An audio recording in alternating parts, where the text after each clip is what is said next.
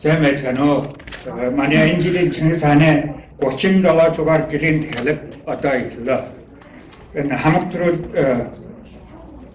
only Octave Gerat Bimba Atchen, Bimba will in Chingisane, John Everton director, Mongol American Soilio Halbane director.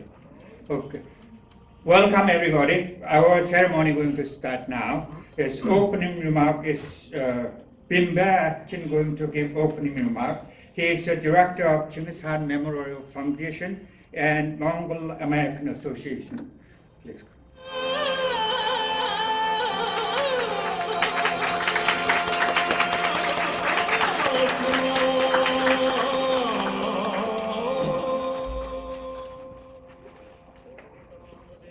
Samaro, Mende, and greetings to all in attendance. I'm happy to welcome you to the 37th annual Chinggis Khan Memorial Ceremony.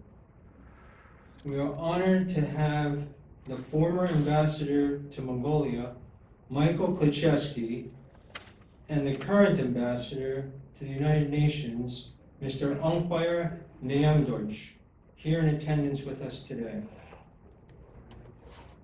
Greetings to all who have come here near and far and to participate in this solemn remembrance and to celebrate our heritage and our Mongol culture. We are proud Mongol Americans who are not only proud and thankful to be a part of the United States of America, the greatest country in the world. We are also deeply proud of our ancestry and our noble Mongolian cultural heritage. This gives us a unique perspective of understanding and appreciating American culture and also our Mongol culture, kind of the best of both worlds.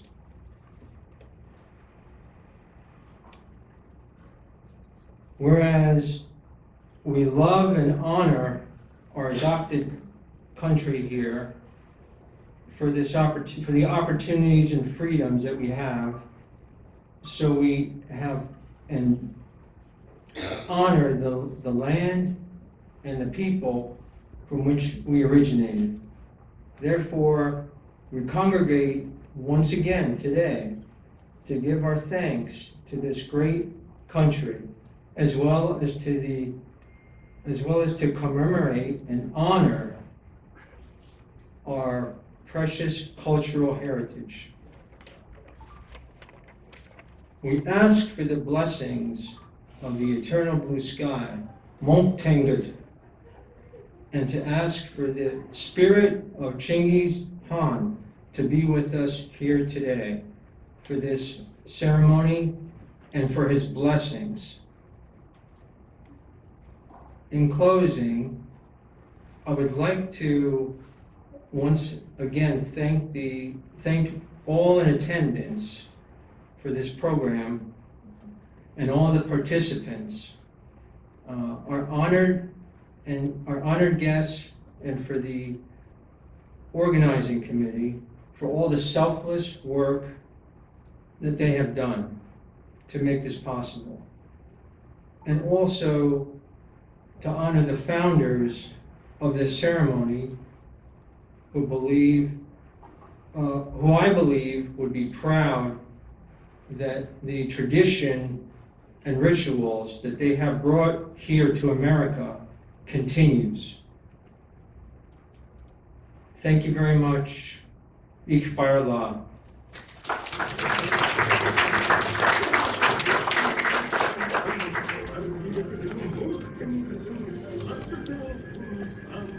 Next, I would like to ask everybody stand up for 3 seconds for memorizing our founding members of Mongol American Cultural Association.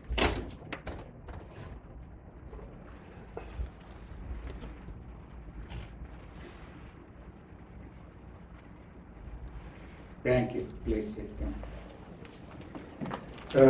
Daraagan mane Mongolamarkin soile holbone darak zanji altnas Chinggis Khan'e thelgin isin yampne yaslali oturtut yavun. Next, Director of Mongol American Cultural Association, Sanjay Alton going to lead Chinggis Khan Memorial Ritual, 9 Yampin Ritual. Thank you. Thank you, Chulu. Okay, so a few words about the Chinggis Khan Memorial Ceremony.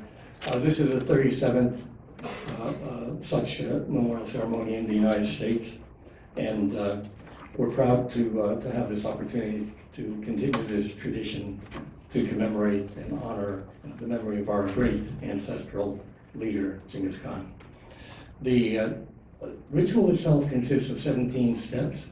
Each step is a invocation or a blessing or a call for peace and unity and harmony. And it's really captured the essential intention of Chinggis Khan in uniting the Mongol nation. So with that, we'll begin the procession. So the Yampen can come in now. I will.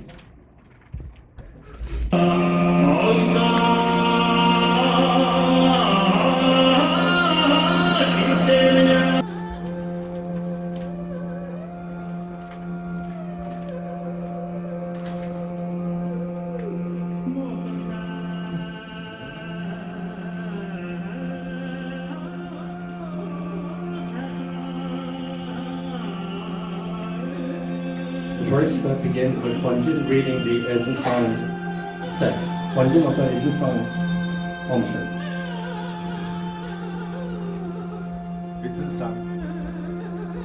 Wanjin 어떤 Умсан амгалан бол тугай.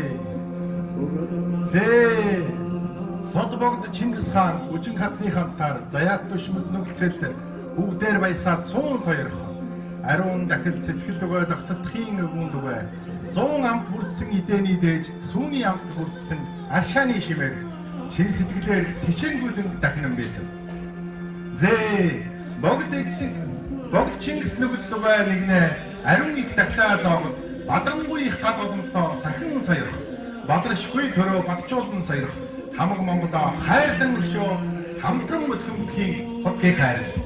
Зээ сод богд Чингис хаанаас эхлэн суутай хатан үжин эхийн сахиусан хийгээд сүр ихэд сүлдийн сахиусан хийгээд сүс ихэд өрлөг ноёд танаа. Ариун цэцэг өнөрт хүчис амтад идээн арх сархтаан өргөнөм ач хүрсээ ивэн соёрох.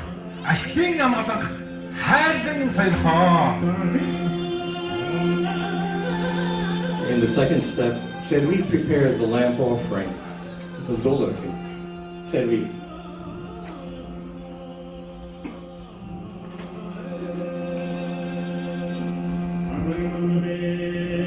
And Jonan makes the actual offering.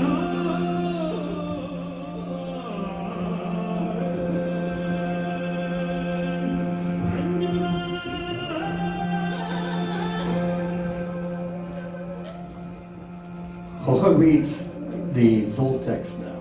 Hocha. Аврагчаа хаан болд Чингис хатны хин гэгээнээр хан уул ач нартаа хамаг Монгол өөрөөсөө гэгээн идэрэлт зулаан хичээнгүйлэн насгаж сүсэг бишлийн прилэс сүгдэн мөргөн өргөн бэд. Өргөснөө нөршөөж амстаа найрч сансныг минь бүтөөж жорсныг минь хөргөн хайраа.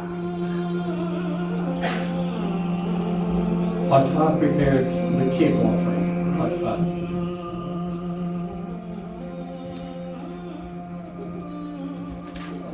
That's by our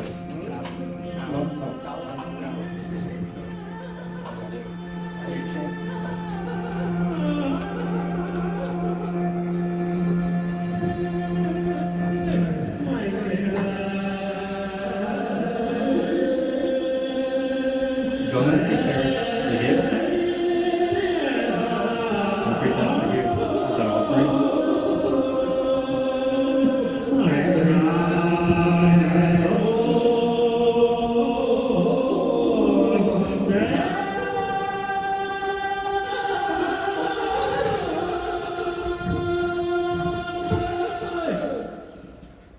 Onjin now reads the cue text. Onjin. Авраач хаан богд Чингис хатан ихийн гэгэндээ хан уул ачнаар тань хамаг Монгол улстан ариун эндэр хийвэ алган дээрээ дэлгэж хүндэтгэлийн туйлаа илтгэн хүсэр сүлдэн өргөнөн мэд өргөснөөр өршөөж амлаар айлтаж бодсны минь бүтээж хайрлаа. Tuli now prepares the wine offering.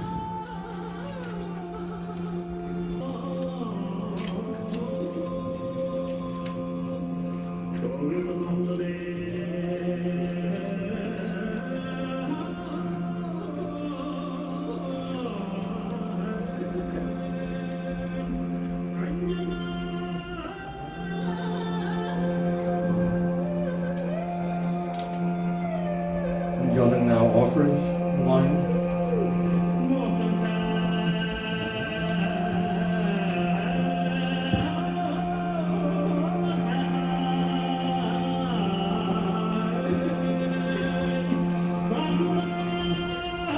Coco now reads the wine text. Coco. Аврагч хаан богд Чингис хатан ихийн гэгэндээ хан уул ачнаар тань хамаг Монгол улстан уусан саарны дээж ургасан тараанашин сартын дээжэн кичэнгүлэн өргөнөн гэв. Өргөсний ман зоог амсны ман айлтмуу. Ардав нарыг тань дурссуу, алтан зургаалыг тань дагасуу, уужин бошхыг тань манасуу, ууга боломтыг тань сахисуу.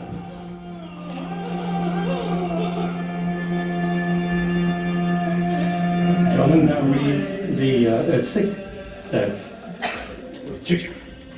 Тэнгэрээс зяатай дэлхий төнэй вэстэй дэлгэр Монголоо мандуулсан дээд төр Чингис хаан алтан дэлхий даалдартай 10 зүгт цуураатай Аз зүрийг доослосон алдар ихэд Чингис хаан хагацснаа хамтруулсан хамаг Монголоо нэгтгэсэн хаан тусыг байгуулсан хараа ихэд Чингис хаан агуу нэрийн магтаасуу уугаа улсыг тань дурдаасуу алтан босхыг тань хамгаалаасуу ашид уламжийг тань сахиасуу гал улам тань бадраад газар орон тань дэгжрээд үндэсэн нугсаа тань хөгжөөд 우리 국탄은 어미 두배.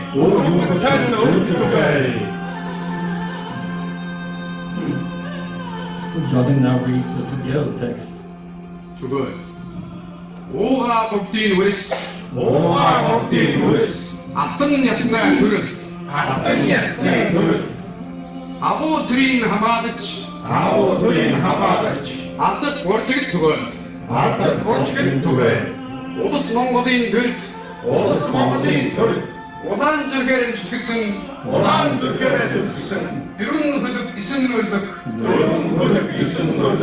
내 우리스 투베 한가 거인 오도 모르나 한국 몽골인 어두기 흑득인 하동 모던티 스킨 한바득 아스 몽골 쪽 투베 뱅그로운가 생각나완 비누사한 단독특한 우스이단 마타마다치 우르 몽골 조트가 춘드루네 운슨 니기든 데리스킨 노로나 옥사 니기든 아르우르 하자라 오야토와 아즈맥 아뜻 몽골인 우리스투가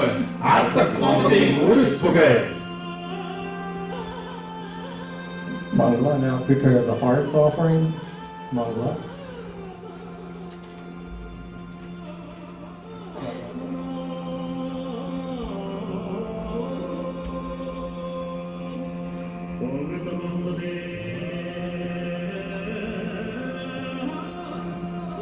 John who makes the earth offering.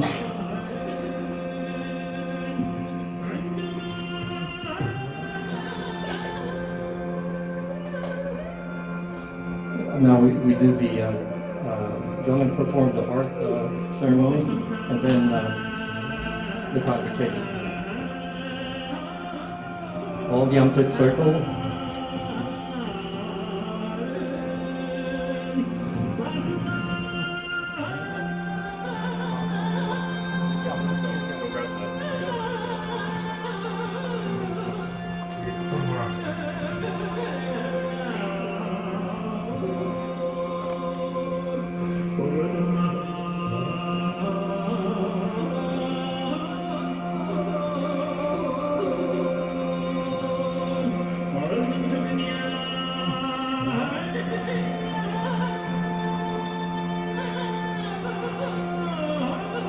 자, 저동학도 좁힌 부분은 접붙이하는 함흑우르스탄의 함에진에 이렇게 받아다가 나박치하는 함에진에게겐 함흑우르스탄의 훔드시겐 서일호 호레 호레 호레 에루스민 에이나르 에이프초도 에이프타용 에이부훈 호레 호레 호레. John will now read the Talmud, right? Oh, I'm sorry. You have to return the arrow now.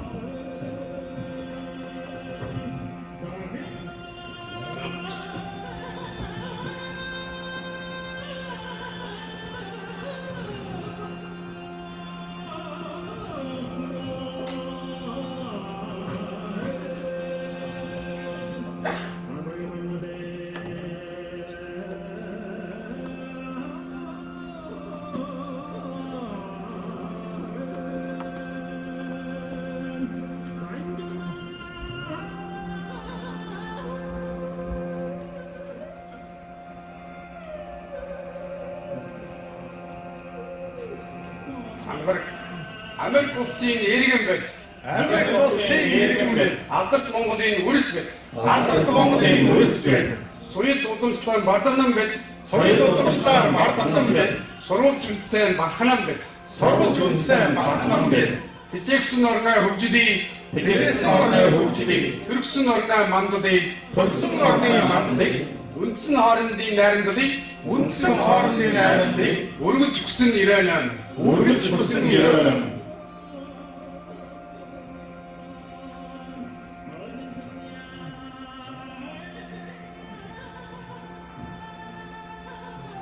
Адонгоогийн 5 хүүхдээ, Адонгоогийн 5 хүүхдээ, цогт 5 мөсөөд, цогт 5 мөсөөд, Амбага хааны 10 хүүхдүүдээ, Амбага хааны 10 хүүхдүүдээ, Адганы 13-нууд, Адганы 13-нууд, Хавал хааны 7 хүүг шиг, Хавал хааны 7 хүүг шиг эд баримтлыг эхэлье. эд баримтлыг эхэлье. And that concludes the ritual ceremony itself, and the Yamkin can proceed out now.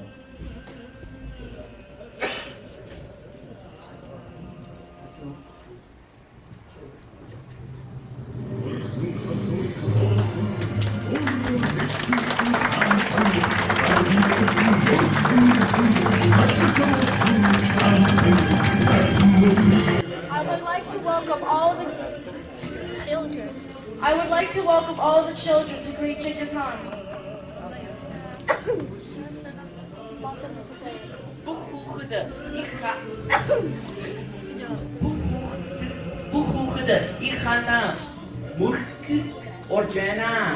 Okay. Oh, okay. Now, until we're done. Okay. Okay. Come this side.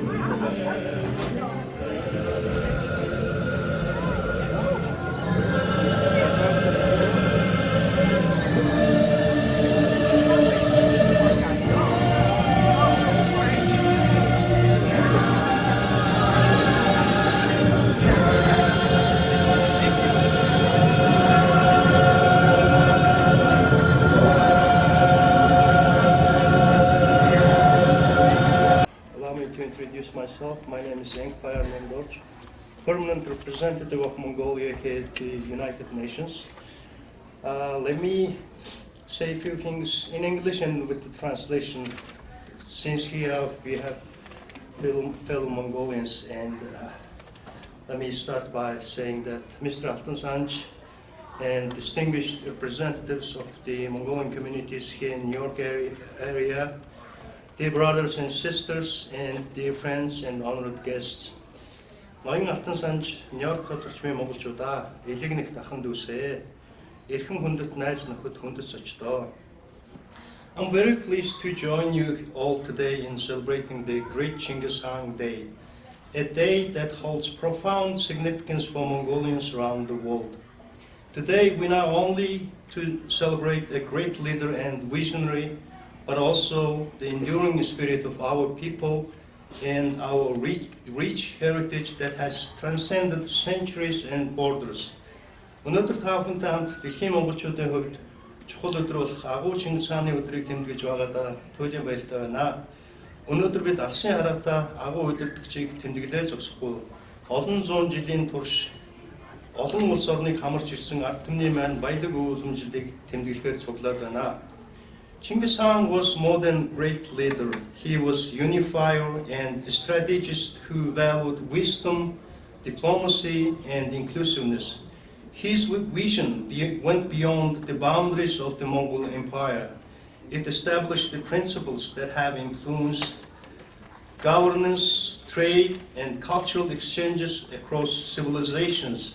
Today, his legacy reminds us of the values of unity, resilience, and respect for diversity.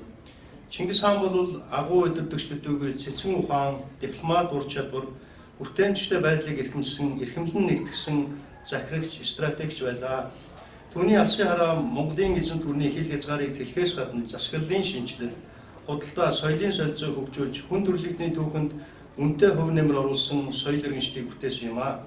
Өнөөдөр түүний үлдээсэн өвн бидэнд эв нэгдэл, төсвөр хадуужил, олон янз байдлыг хүндэтгэх үнэт зүйлсийн ач холбогдлыг дахин сануулсаар байна. As we gathered here, thousands of miles away from our homeland, we recognize the importance of our heritage and the strength of our community.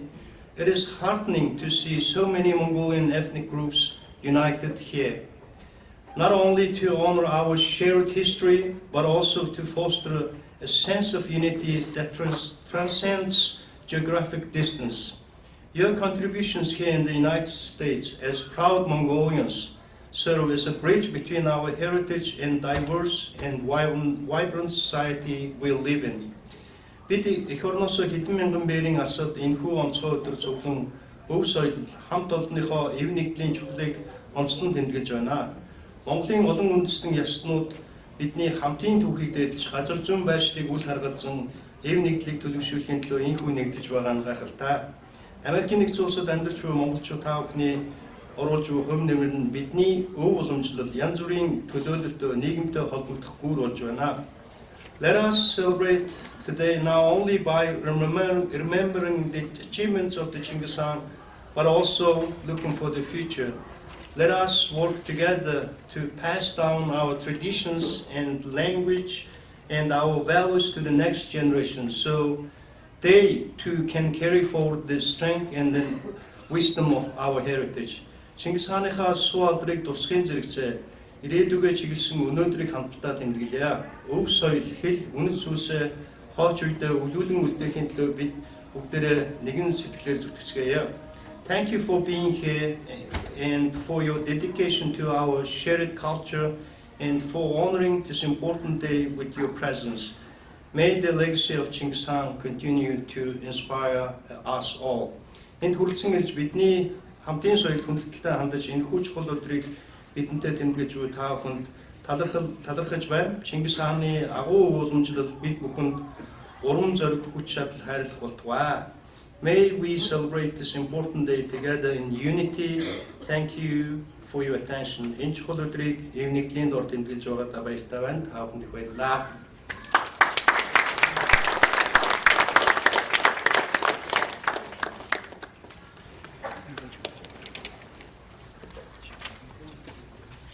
Thank you. Thank you for giving my speech. Daraagan mane Mongol Tumne Tululuch Ugyervana. Next one is community representative from Mongolian community going to give a speech. First one is Tuvan speaker. It's Robert McLaughlin. Robert is a performer and he performs various Tuvan songs and music.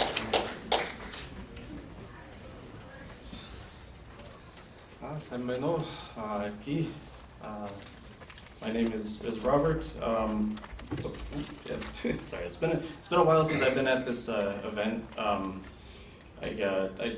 had sort of a bit of a hiatus because in about 2021, after my second visit to Tuva, I decided to move there, and the timing was not exactly ideal because I got there in about November 2021, and then by February, Russia had invaded Ukraine, and I was technically really the last American living in Tuva, and Tuva is very small, so the FSB doesn't have a lot to do, so they tend to look very closely at foreigners. So I made my very quick exit out of there.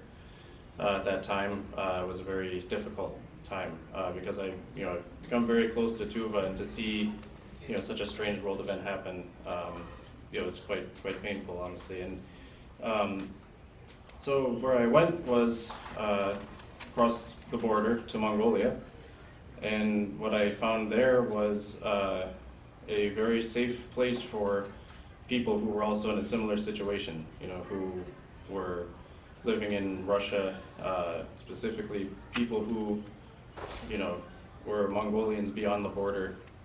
The country Mongolia created a very safe place for many of the minority people to go.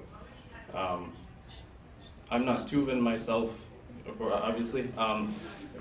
So I've been a part of sort of Tuvan culture for about almost 15 years now, somewhere around 14, 15 years. And the one thing that I've noticed that is very much common among all of the people who are under Chinggis Khan is hospitality.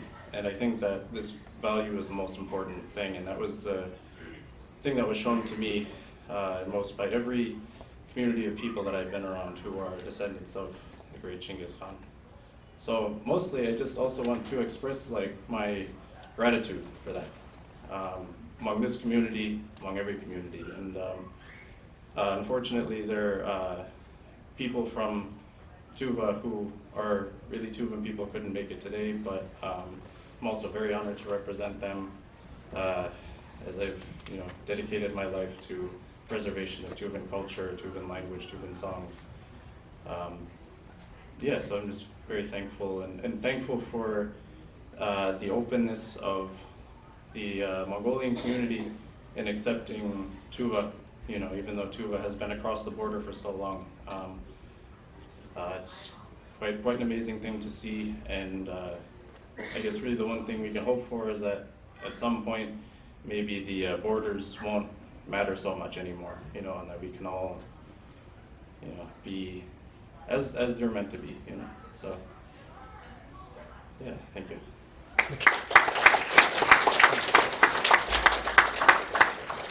Karavan Helmut Mongintululu Darina Kitewa.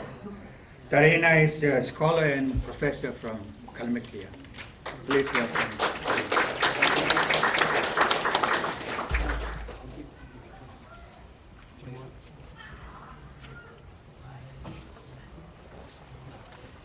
Мендит. Би халмык таңчасы ирсин, халмык күн. Мана өлкүнөр Монгол экнуткасы салат нюгат, Европ тират, халмык таңчан токтагат, 400 жыл болжана. Мана эргинтки улус оңдан келте, оңдан шачта, союлта. Бидни Европты гансын Монгол келте улусу бедин. Тоғарын түсен болу үшін, бидни икулсты шыңгірсін көйдін. Mongol kelerin kelebedine bidin. Burgun şacıdan sütevene bidin. Zang berçan berevene bidin. O da endirki bolcakı sahın üçün doğdukçı. Diyemi Chinggis Khan'a taliği. Bolcakı yürü yovdu yer 13'ta. Yunga dikla eni Chinggis Khan madniga Mongol ulusuga nigdulcakı temdik. Diga çimbi iksan jana kök tengirdur kırsta gazdır deyre. 10 jın dörgün saktı. En keverin Mongol ulus ösçü. Doğarın önür bayın bolcu. Chinggis Khan'a nerin mandlulcu. Maların oğlun bolcu, bayın bolcu. Sarayın çigin oğlun jerden men dambolun bäxige oğlun deyse şatxa. Endir öne yüyle yoldu kejahulus bası. Utnasabat kişkita bolcu sansın sanan kütçe kesin yülün bütçe. Men dambolun bäje mangla çingir makla xoran yoxige. Ezin bok Chinggis Khan öşaje oltxa.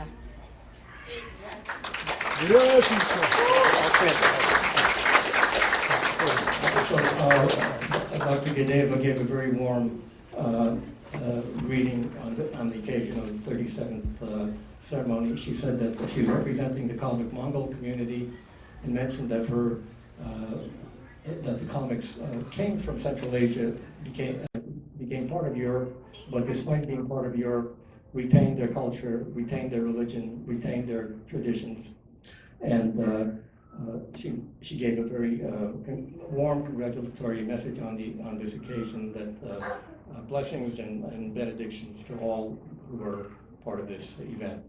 Thank you, Dorina. Daragın Burat Mongol'un tülülükçü demiçi ayırıyor. Ayırıyor Burat'ın sılımgın kaşıksın tervalı beri horçin ayırıyor. Not here. He is coming, sir. Тэр баруун хор тоглоод нэлээд 30-аад илүү жил тоглож хийж байгаа аюултай урлагч юм байна.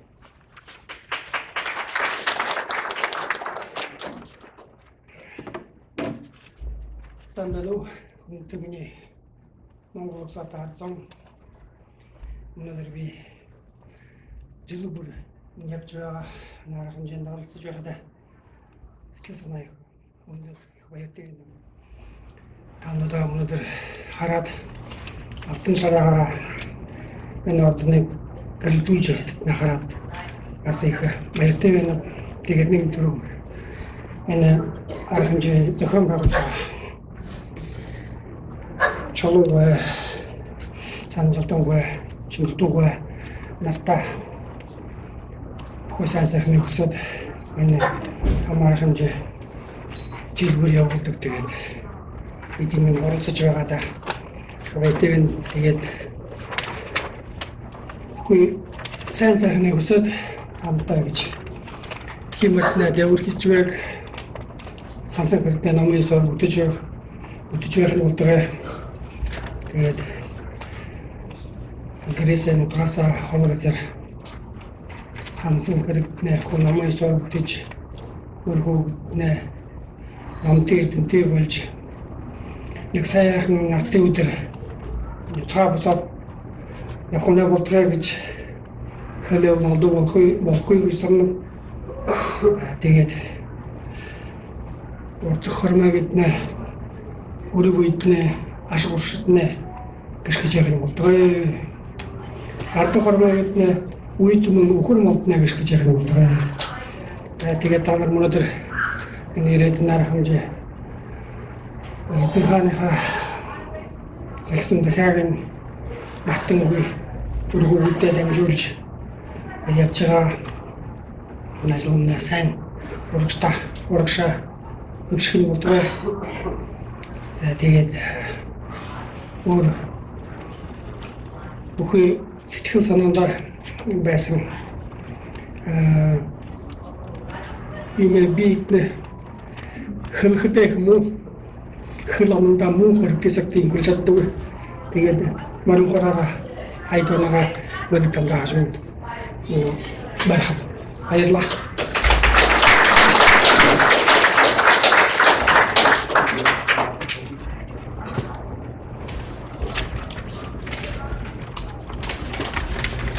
Darkhad Bane Mongol Association same by Botni Irathapa. Next one is representative from Mongolia, same by Bojin. Same by is living around Maryland and then teaching in the Mongolian Urtum schools and other activities. Please welcome.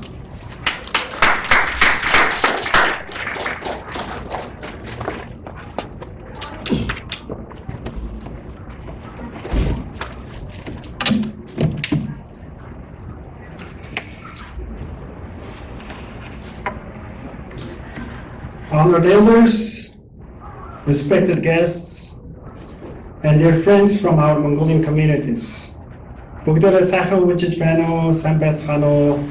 Монгол тоорхтон, Монгол ахын дүүс минь та бүхэндээ энэ өдрийн халуун мэндчилгээг дэвшүүлж байна. My name is Sambayar Beijing, and Beijing is really meant for the capital city of China because half of my dad's relatives are from Xinjiang, Uyghur Autonomous Region of China that I have traveled many times. And I have my blood relatives born and raised in China. And that's why I have a last name quite deep in meaning and really represents diaspora Mongolians all over the world. I'm one of the teachers of Mongol Irtim School. And can I see all the Mongol Irtim School kids and teachers, please? Mongol Irtim School. Yeah. So I am one of them. Today we gather to celebrate the 37th Chinggis Khan ceremony, which has been almost 4 decades, which is unbelievable. It's very important day to celebrate.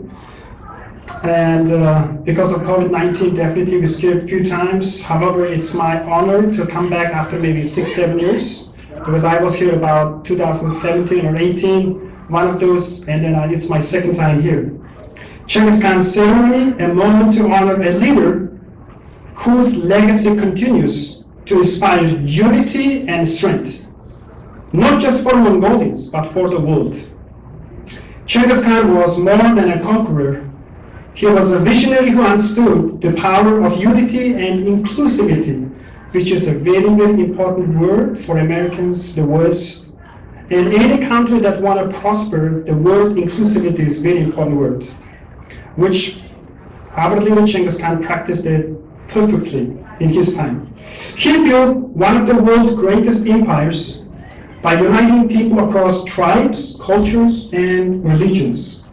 His policies protected the freedom of worship for people of all faiths, Christians, Buddhists, Muslims, and others, laying the foundation for harmony amidst diversity, which still even America or Europe barely able to make it, even after a few hundred years of trying to implement this one. This principle of religious freedom, championed by Chinggis Khan, influenced leaders far beyond his time, even after 800 years today. Even George Washington, the founding father of the United States, where we live in, drew inspiration from such practices. Just as Chinggis Khan fostered unity by respecting and protecting different beliefs, Washington ensured that religious freedom became a cornerstone of the American nation. It is a principle enshrined in the First Amendment of the U.S. Constitution, a testament to the enduring relevance of our ancestors' vision. For Mongolians living in the United States, where this group here represent, this connection is deeply meaningful for all of us and beyond our family and relatives. As we embrace the opportunities this nation provides, which I mean America, we also carry forward the values Chinggis Khan taught us: unity, respect for diversity, and pride in our heritage, in our dress, in our language, moreover, everything else. These lessons guide us in building strong communities, which is unbelievable that we are carrying it, whether it's in China, Russia, Central Asia, whatever. Even in the United States, we still keep our Mongolian language, keep our dress like Dell right now, contributing to the fabric of this great nation. At the heart of this effort is education, such like Princeton University here in New Jersey, Harvard University. For any big empire, education has been the cornerstone of that nation. Same thing for Mongol Cultural and Language School in Maryland. It is a vital institution that bridges generations. As you have seen, our kids come and greet our great leader, inspirational leader, Chinggis Khan. It is a place where our children learn the language, history, and traditions that define us as people. Mongolian helps our youth understand not only the pride of being Mongol, but also the global significance of our heritage. Through its programs, Mongolian instills the values of unity and resilience in our children, connecting them to the timeless legacy of Chinggis Khan and the shared ideals of leaders like George Washington. It reminds us that while we honor the past, we're also building a future where our identity thrives and strengthens the communities we are part of. As we celebrate today, 37th ceremony for Chinggis Khan, let us recommit ourselves to unity as we see here how many colors, how many ethnic communities come together under one roof. Among Mongolians across the world, within our communities here in the United States, by supporting institutions like Mongolian, which you can go to our table very soon, we ensure that future generations carry forward the lessons of strength, pride, and inclusivity that Chinggis Khan and leaders like George Washington exemplified. Together, we can continue to honor Chinggis Khan's vision of a united and strong people, while contributing to the principles of freedom and diversity in the nation we now call home. Thank you so much.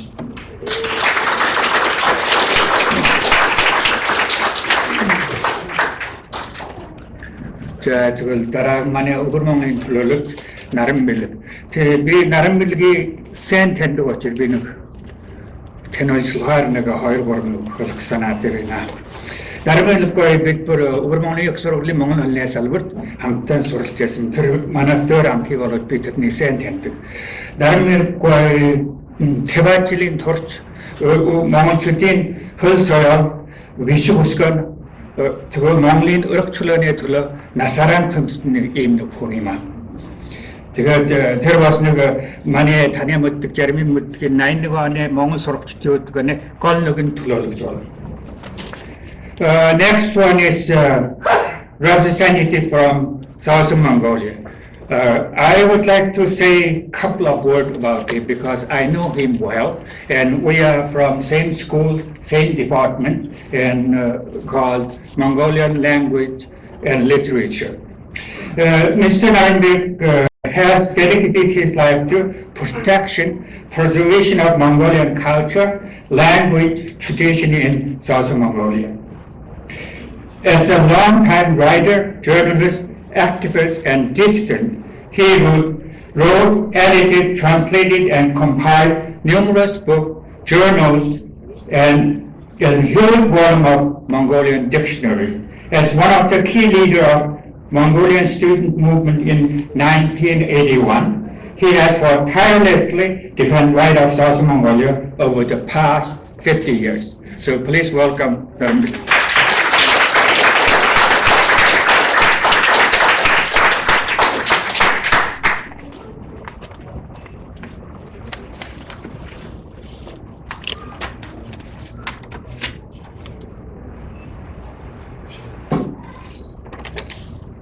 Тавны Америкийн нэгэн Чингис Ханыг дахилгыг Америк улсад олон жил зохион байгуулж ирсэн эрхэм мундаг хүмүүстэй чин сэтгэлийн талархаа хэлэх юм. Өнөөдөр монголчууд бид шинэ шалгалт сорилттой тулгарсан нөхцөл байдалд хаандаан дахилга өргөж байна.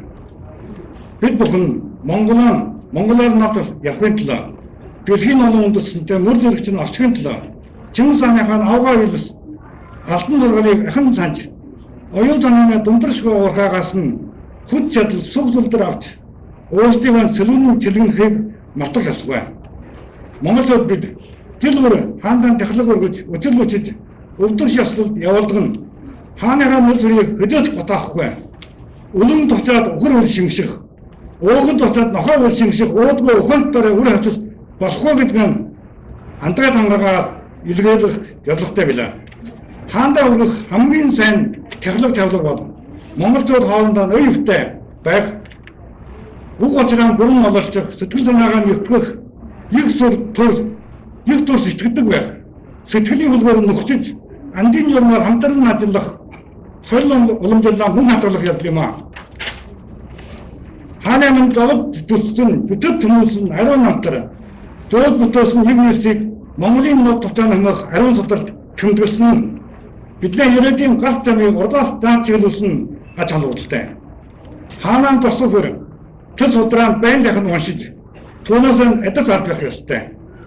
Интернетийн цаг өрөнд монголчуудын ахуй байдлын тухай мэдээлэл, ялангуяа өөр монголчуудын тухай мэдээлэл дэлхийн нийтийн санал сонирхлыг өдөр тургунаар хүрч, Чингис хааны өр удмын хав тавилан олонний анхааралд өргөн өртөгдөг болж байна.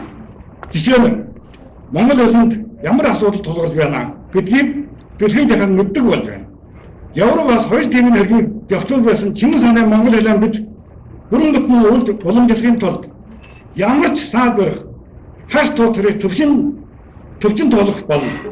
Хэлэн аврах ажил дээр үр дүнтэй хамтран ажиллаад үүнээс хөнөө хайж буй гэдэг нь харуулах цаг хүрч ирлээ. Монголын нот төвчөн дотор Чингис хаанаар удирд болсон монголчууд яаж ажиллаж байлаа? Хаанаа дахиж байгаа бид өнөөдөр мөнхүү төвж ажиллаж чадвал ач тусыг олно. Сэргэн амтнаа. Нийлэх, хамтрах, нөхцөх, өрхөн мэд хүчээр нөгөх үлгэр жишээ товчооноос харж суралцъя. Ганцаараа биш, гал noloно олноороо гар гараа холбон зүтгэе. Хамтын хүчээр хийж бүтээсэн зүйлээр нь Чингис хаандаа өргөн болгон төвшүүл байя.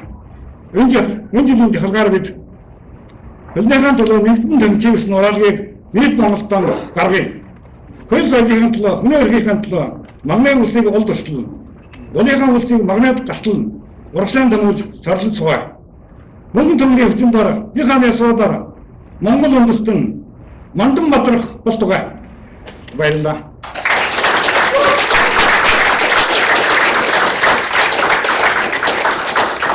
Thank you, next one is Hazara Mongol representative, Dawood Chinggis. Dawood Chinggis is business owner and living in New York with his family. Dawood has been working with us on the ceremony for last 10 years or so, as far as I remember. So please welcome Dawood.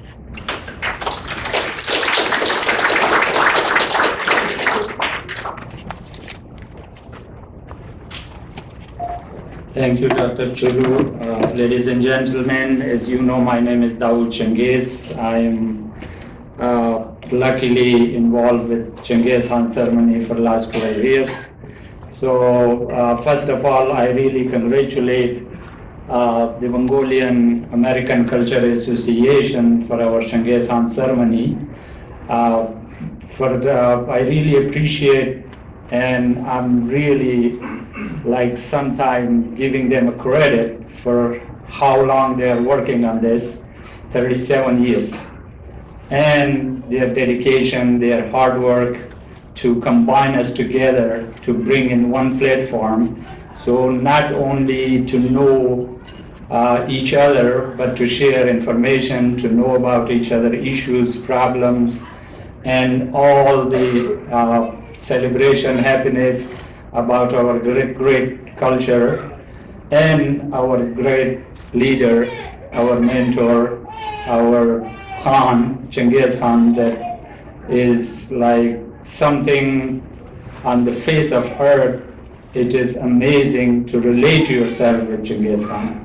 One of the biggest empire that he built from a small town. It is, of course, not easy, and still it is a kind of, I would say, education, it is a subject that the entire world is still discussing, although it's not getting that much attention. But still, we are happy that we are Mongols. Beside this, as we always get together and share information, always we have some issues which are big, like we have problem for our Mongolian brother in China, that they have less representation, nobody's talking about them.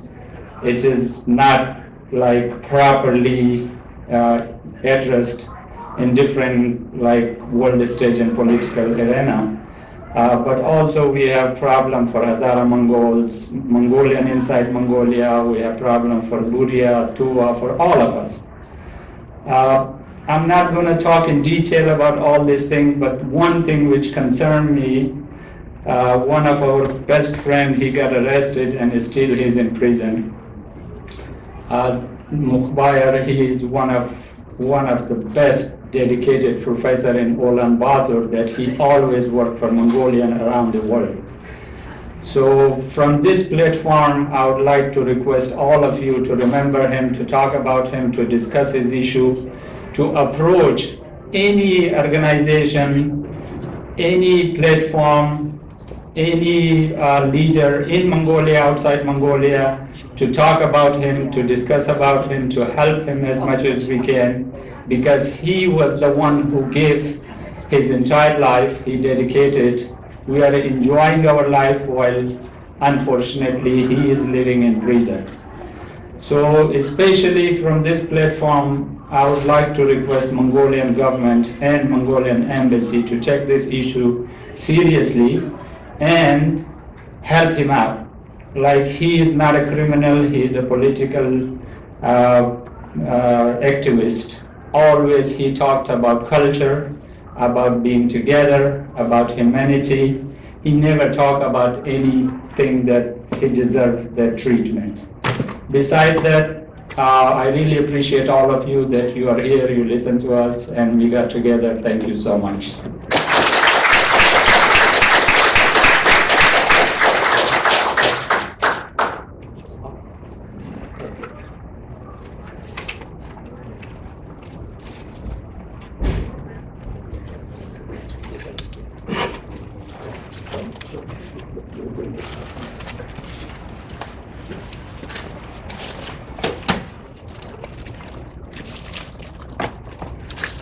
So we're running a little bit early, which is a good thing. But what we might do is to change the program a little bit before the break. So right now we'll go to the next part, which is to introduce the keynote speaker, and that's Michael Klecheski. Let me read a little bit about, I want to tell you a little bit about Ambassador Klecheski. He served as U.S. Ambassador to Mongolia from 2019 to 22. And the final assignment in a 30-plus year career in the U.S. Department of State. So Michael has been a part of the United States State Department for almost as many years as we've been celebrating the Chinggis Khan ceremony. He previously held overseas diplomatic assignments to Russia, the Philippines, Kazakhstan, Switzerland, Poland, Iraq. I think you covered all the continents there. As well as serving at the State Department in Washington, D.C., and at the National Security Council in Mongolia. At the National Security Council. In Mongolia, he received the Order of the Polar Star from President Urulsuk and an honorary doctorate from Mongolian State, Mongolian National University. He and his wife were passionate about Mongolian culture, as well as about the cultures of the various other countries in which they served. And Michael's keynote address will be on the topic of Chinggis Khan, Mongolian traditions, and contemporary soft power.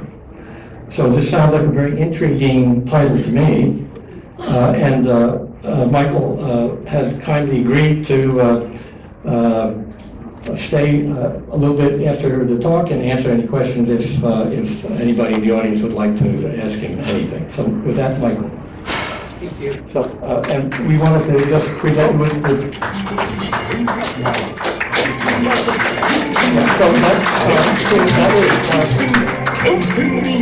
so that's the Chinggis Khan silver medal. Oh my goodness, thank you. And this is a plaque. Oh, thank you.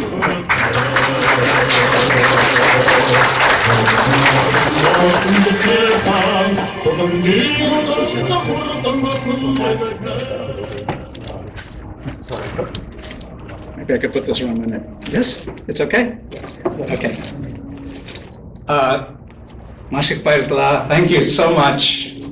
I actually feel extremely honored to be here today, honestly. I didn't really know what to expect. This is my first time attending this kind of ceremony, but it's already been really moving and beautiful. But I'm also honored because this organization has really impressed me ever since I became more and more familiar with it. And I'll start by just telling you a few reasons why. So first of all, I admire it because it's done so much for Mongolians. And look, I'm a diplomat, so I just have to talk about this. For the Mongolian-American relationship. That's really important for somebody like me, and somebody like you, actually, all of you as well.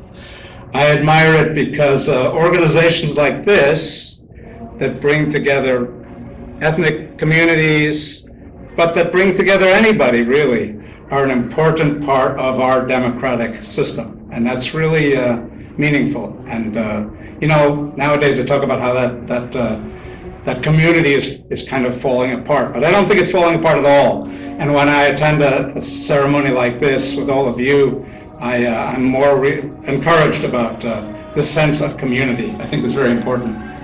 I admire it for its role in educating Americans about Mongolia, as I'll talk a little bit later. But you know, I think better than I, a lot of Americans don't know a great deal about Mongolia. It's very important for an organization like yours and others to educate them. I admire it because you're celebrating this wonderful traditions, and you've been doing this for almost 4 decades, so almost as long as I've been a diplomat. I think that's tremendously important. And you're doing it in this beautiful manner that I must say I'm really impressed with. And for me, it's also really meaningful because, you know, before I went to Mongolia as an ambassador, I didn't really, honestly, I also didn't know that much about it. But it's come to mean a tremendous amount for me and my wife. I'm actually really sorry that my wife isn't here. She has one of the biggest collections of dil of anyone I know, including many Mongolians. I prefer not to find out how much she spent for that, but I do admire that. I have a few of my own as well. So for me and my wife, serving in Mongolia was really kind of transformational, you know? And it now has a very special place in our hearts. But I'll tell you, it wasn't just my wife and me. So our embassy community, which now has a fair number of American diplomats, many of them also had never been to Mongolia before, but all of them, almost all of them, I would say, after a couple of years in Mongolia, they really came to love that country. They loved it because, number one, because it was really a place where you could do meaningful work. We diplomats, we like to, you know, bring together countries, particularly when there's a lot to bring together. And that's something that was very important for us. We loved it also because we love the nature of Mongolia. And I'll tell you, I'm a city boy, I'm from New York City. So nature means a little less to me than the city of Ulaanbaatar. And, but I really came to even love the city of Ulaanbaatar. I used to go every weekend to whatever temple I could go to, and it was a really meaningful part of my life as well. And a lot of my colleagues, however, would go out into the countryside, and they would do all the wonderful things that people do in the countryside.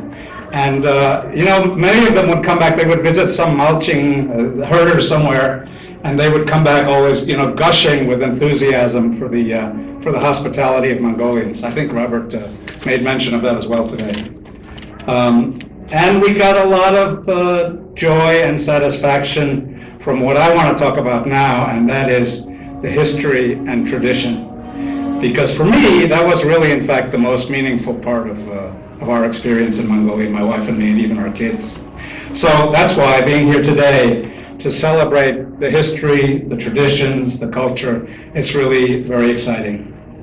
So history and traditions, I mean, every country has history and traditions, and they're meaningful in their own right as well, but I'm a diplomat, right? So having spent my whole career practically as a diplomat, what I wanted to talk about a little bit at least was how traditions and history have an impact on, or play a role in a country's foreign policy and in the country's ability to influence other countries and other peoples. So we saw that first of all in the face of the long periods of domination of Mongolia by its neighbors.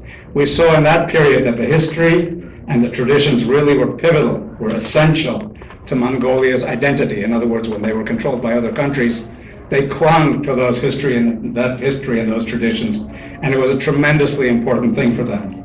And now that they are critical to preserving Mongolia's hard-earned independence, and that's what I'm going to talk a little bit about more in a moment.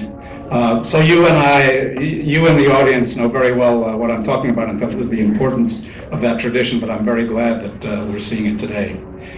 For Mongolia, highlighting to the world its history and its traditions, as I say, is really, really essential.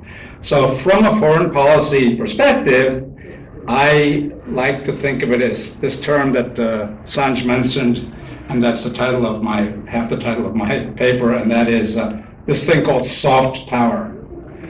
Us diplomats, we know soft power. Many of you probably do too, but let me introduce it just very briefly. It's a really broad concept, and it has many, many aspects to it. But in its simplest terms, it involves how a country uses its influence and culture and traditions rather than using coercion or force or military means to achieve its goals in the world. So it's something actually quite admirable, because it's a very peaceful way of carrying out your foreign policy. And of course, every country in the world has traditions, has culture, and every country in the world projects soft power, certainly. But I would say that for a country like Mongolia, soft power plays a particularly important role. And the reason for that is because Mongolia, as you very well know, has a very small population. And even more importantly, I think from this perspective, it has a relatively small army, to put it mildly. I think the estimate is about 10,000 active troops. So it obviously can't rely very much on that opposite thing called hard power, right?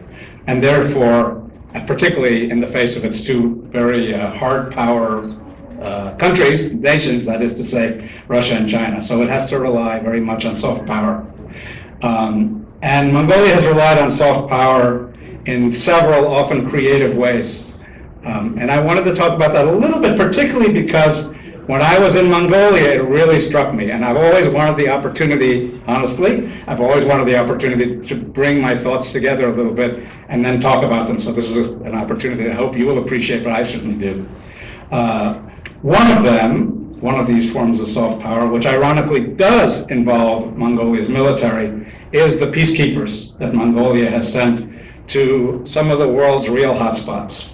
When I was ambassador, I'll tell you, I always made a point of going to the airport to see off a new group, a new contingent of troops that were departing for some assignment, or to welcome an arriving contingent, wherever they were going or wherever they had just come from. Africa was a typical place they went to.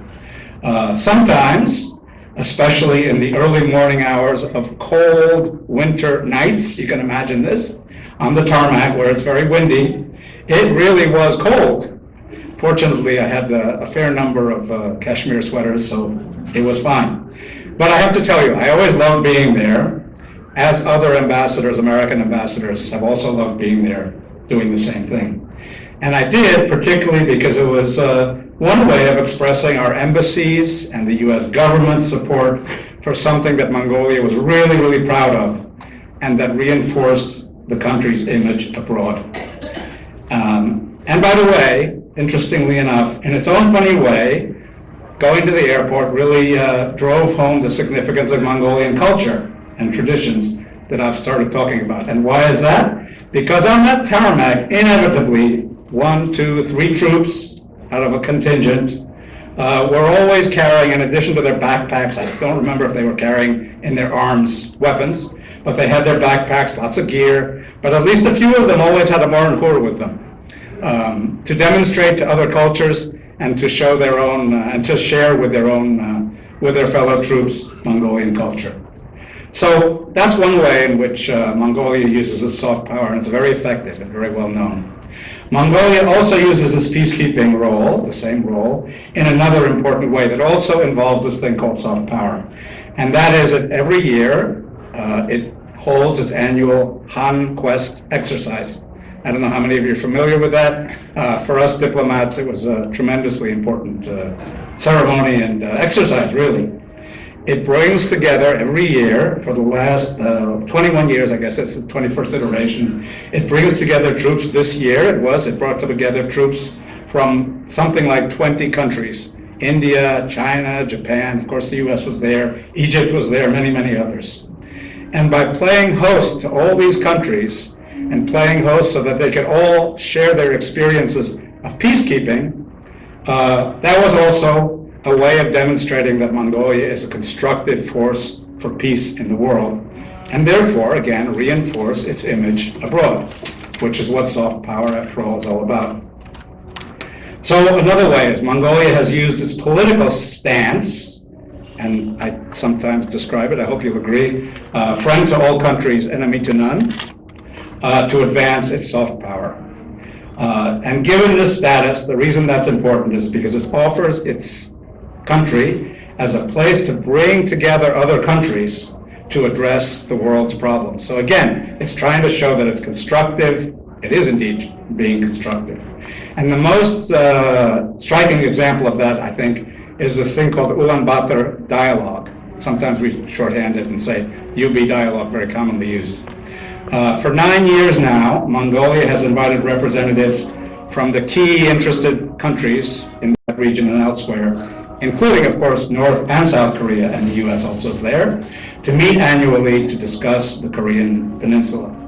So it's a tough issue, obviously, right? Korean Peninsula is full of complications, dangers, etc. And some years, of course, the dialogue is more productive, and some years it's not as productive. But I think it's safe to say that throughout the world there's a great deal of appreciation that Mongolia offers itself and organizes this kind of a dialogue to try to find avenues for peace in one of the most dangerous parts of the world. So these represent some of the ways that Mongolia has used its soft power. I think they're really important and really, I think the right word is impactful, right? And the bottom line message, why is Mongolia doing all this? The bottom line message, at least in my terms, is it's showing that Mongolia has a significant role and a constructive role to play in the world. So to put it another way, the world benefits from the existence of an independent Mongolia, and therefore keep Mongolia independent. I think it's the subtitle of this message. But for Mongolia, its history and its traditions also offer a wealth of soft power resources. And for us diplomats, I think the term for this is usually called public diplomacy. Public diplomacy essentially means governments using things like sports, culture, other stuff to convey their image to the rest of the world. All countries use these sorts of resources. So arts, as I say, sports, theater, just to name a few. And as I'm struck, because I have been ambassador there, the US government has long been sending cultural figures abroad, for example, to show that our country is rich in creativity and diversity. In my time as ambassador, funny enough, the most popular, I think, soft power cultural visit we had was from a group of hip-hoppers that showed their skills, their art, both in Ulaanbaatar and I don't remember the other city, maybe it was Darkhad, maybe it was Erdenet. But it was very, very popular. Often, usually, every government does this, but there are other ways of doing it as well. Sometimes that have nothing to do with the government. And I'll just say, Taylor Swift, when she travels abroad, she's a form of soft power as well. It's not necessarily sponsored by us, but when people see Taylor Swift and love her music, they're also thinking to themselves, wow, the US is a really creative country. It really knows how to make wonderful music. So that's another form of soft power. Of course, this is something that countries tried to do in Mongolia, democratic countries tried to do in Mongolia, even before Mongolia became independent. But it was very difficult, obviously, to do because the communist authorities, I need not tell you, discouraged it. But even then, it's worth noting that Western influences were powerful, as I think many of you know. And I think the best example is something that is a statue that stands very near the State Department store in Ulaanbaatar, and that is the statue of the Beatles. They never visited Mongolia, but their influence was certainly felt there. It showed sort of this sense of a free spirit, and it was something I think that really drove the independence movement in its own subtle kind of way. So as I say, the monument to the Beatles, right in the center of Ulaanbaatar, is therefore, aside from many other things, a case study in the impact of the democratic world on an authoritarian system, and therefore it's another example of this thing that I've been talking about, soft power. So because it's so rich in traditions and has such an amazing history, Mongolia has always had a wealth of soft power resources. And there's always been a lot of soft power involved in Mongolia, even when it isn't the government sponsoring it. So ever since its independence, the government has engaged in cultural diplomacy, and I'm sure many of you have been either to the embassy or to the consulate or to the mission for some cultural event that they've sponsored. And by the way, on that note, let me just say I'm really happy to see Ambassador Ankpaya here. He and I worked together I hope it was very constructive, at least it was from my perspective, when we were in Mongolia together. Although the roots of Mongolia's traditions and culture, of course, existed long before Chinggis Khan, he has been kind of a focal point, at least for the rest of the world, for projecting Mongolia to the world, including of course, to the US. And that's, of course, because Americans, when they think about Mongolia, what many of them know best is Chinggis Khan. Genghis Khan is, I guess, the way we say it, right? Unfortunately, in fact, for some of them, there's not a lot of knowledge beyond Chinggis Khan that they're able to harbor.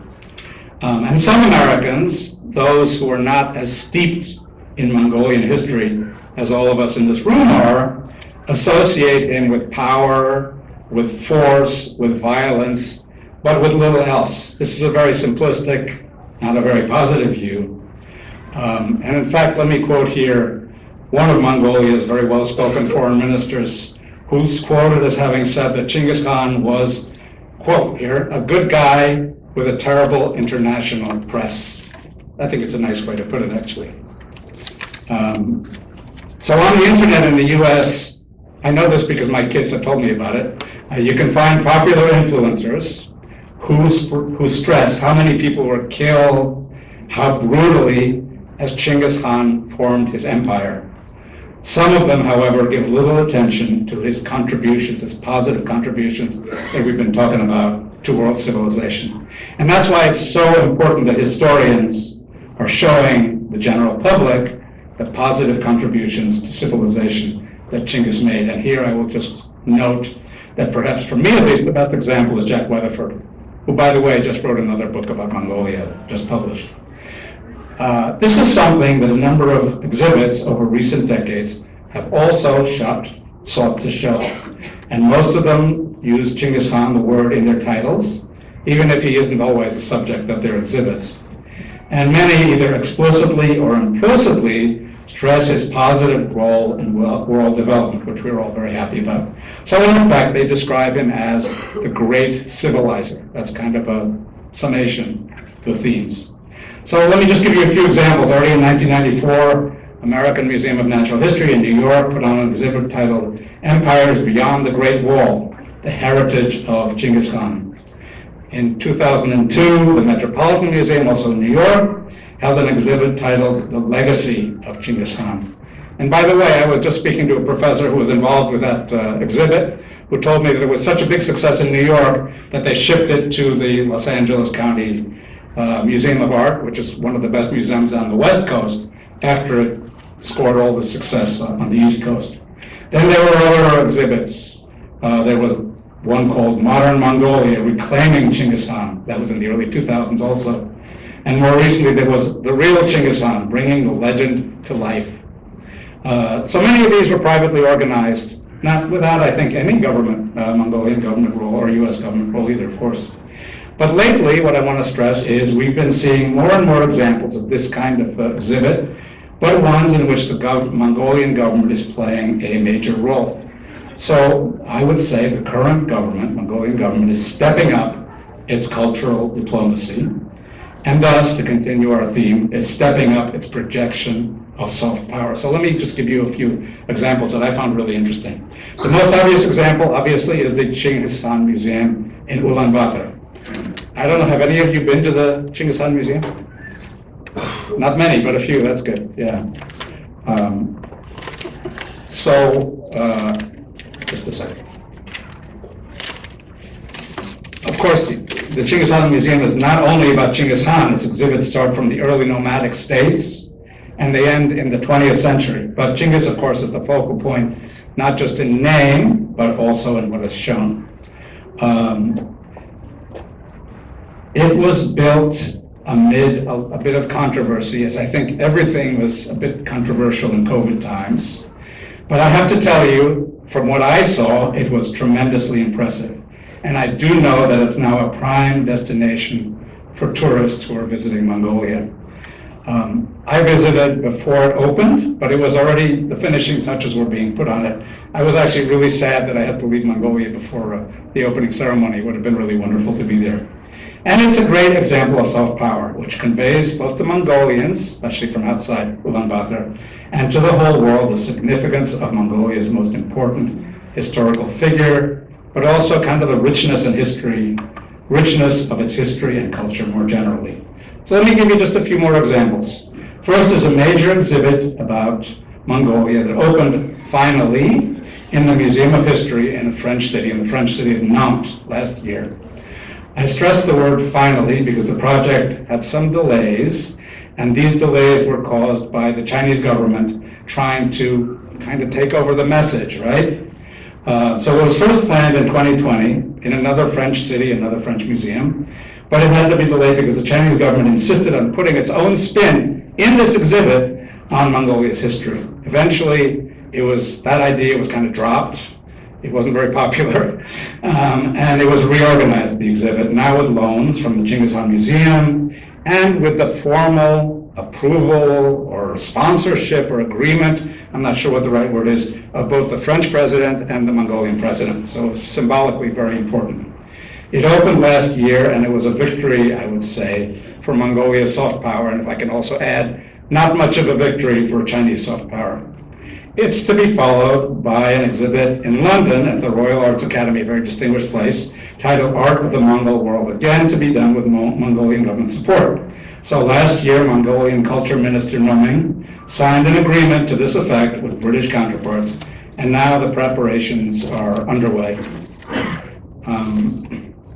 After London, also in London, what has been described as the first Mongolian theater production of its kind to travel internationally on this kind of scale just took place. It's called Mongol Khan, and the story takes place long before the Chinggis era. My wife and I had the honor, the privilege of seeing it at the State Academic Theater, that beautiful, I think it's pink building, right, in Ulaanbaatar. And it was really a spectacular performance with beautiful music, beautiful decorations, and a nice theme as well.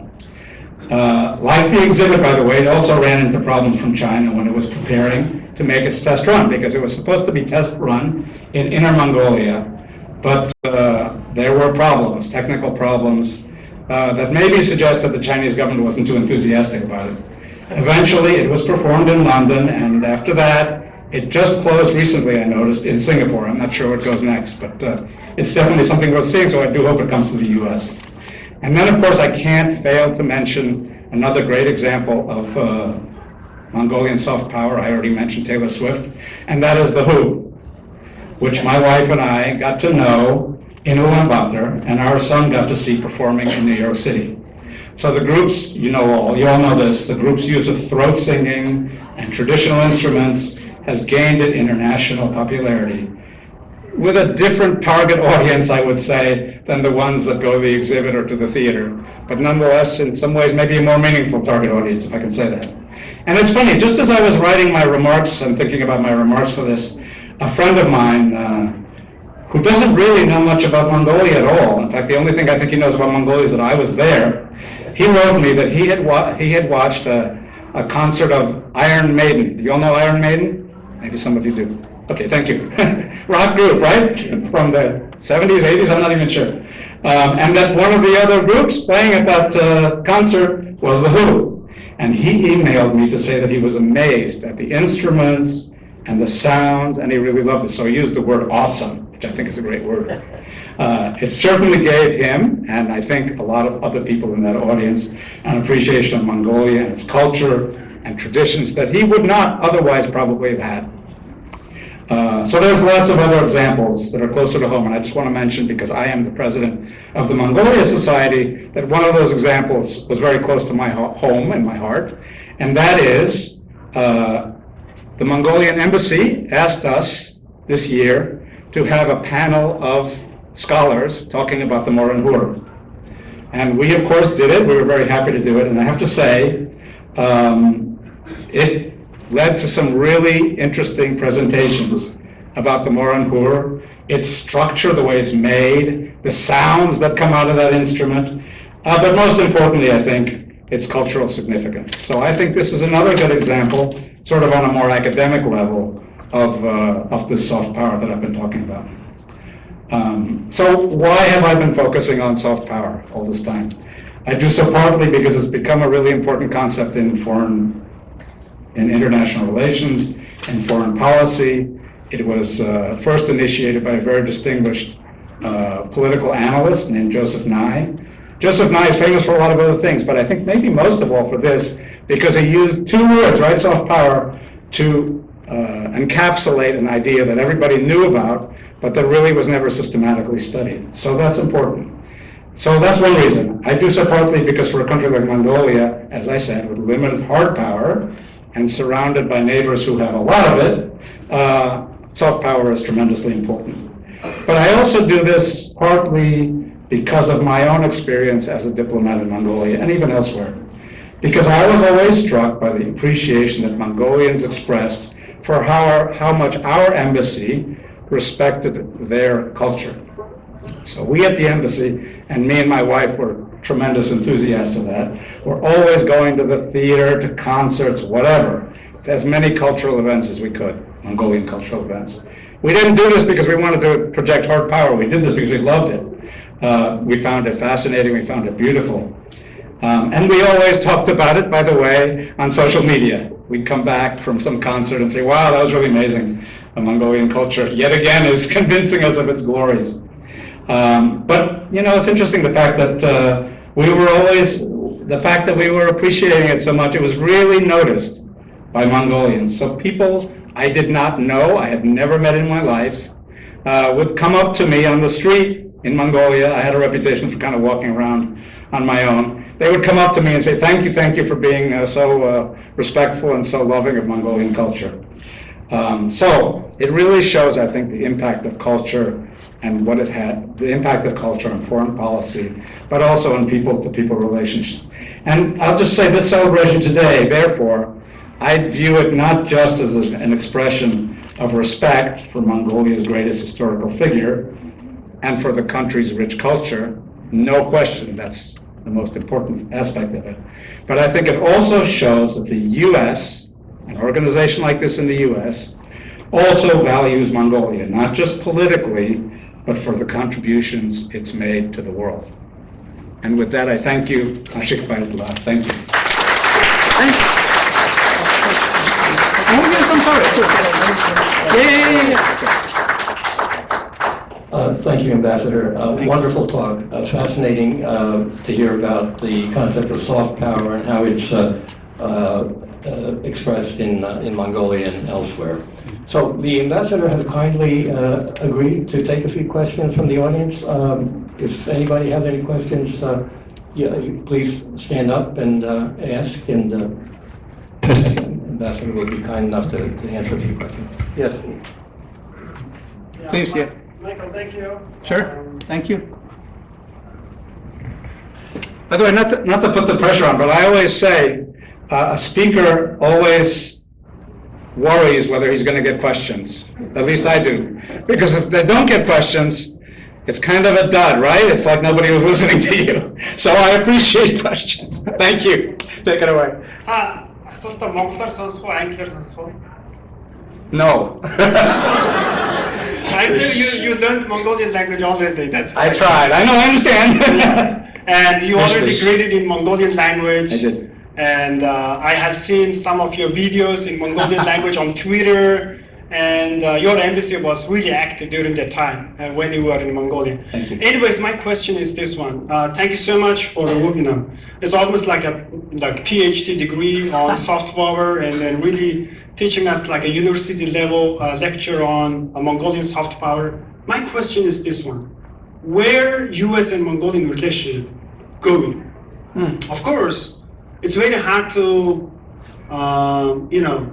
answer in a practical manner, but at least in a way of casting a vision, or in a dreamy way, like US have developed a huge relationship with Korea, Japan, Israel, Ukraine, just the latest few years, whether it's controversial or not.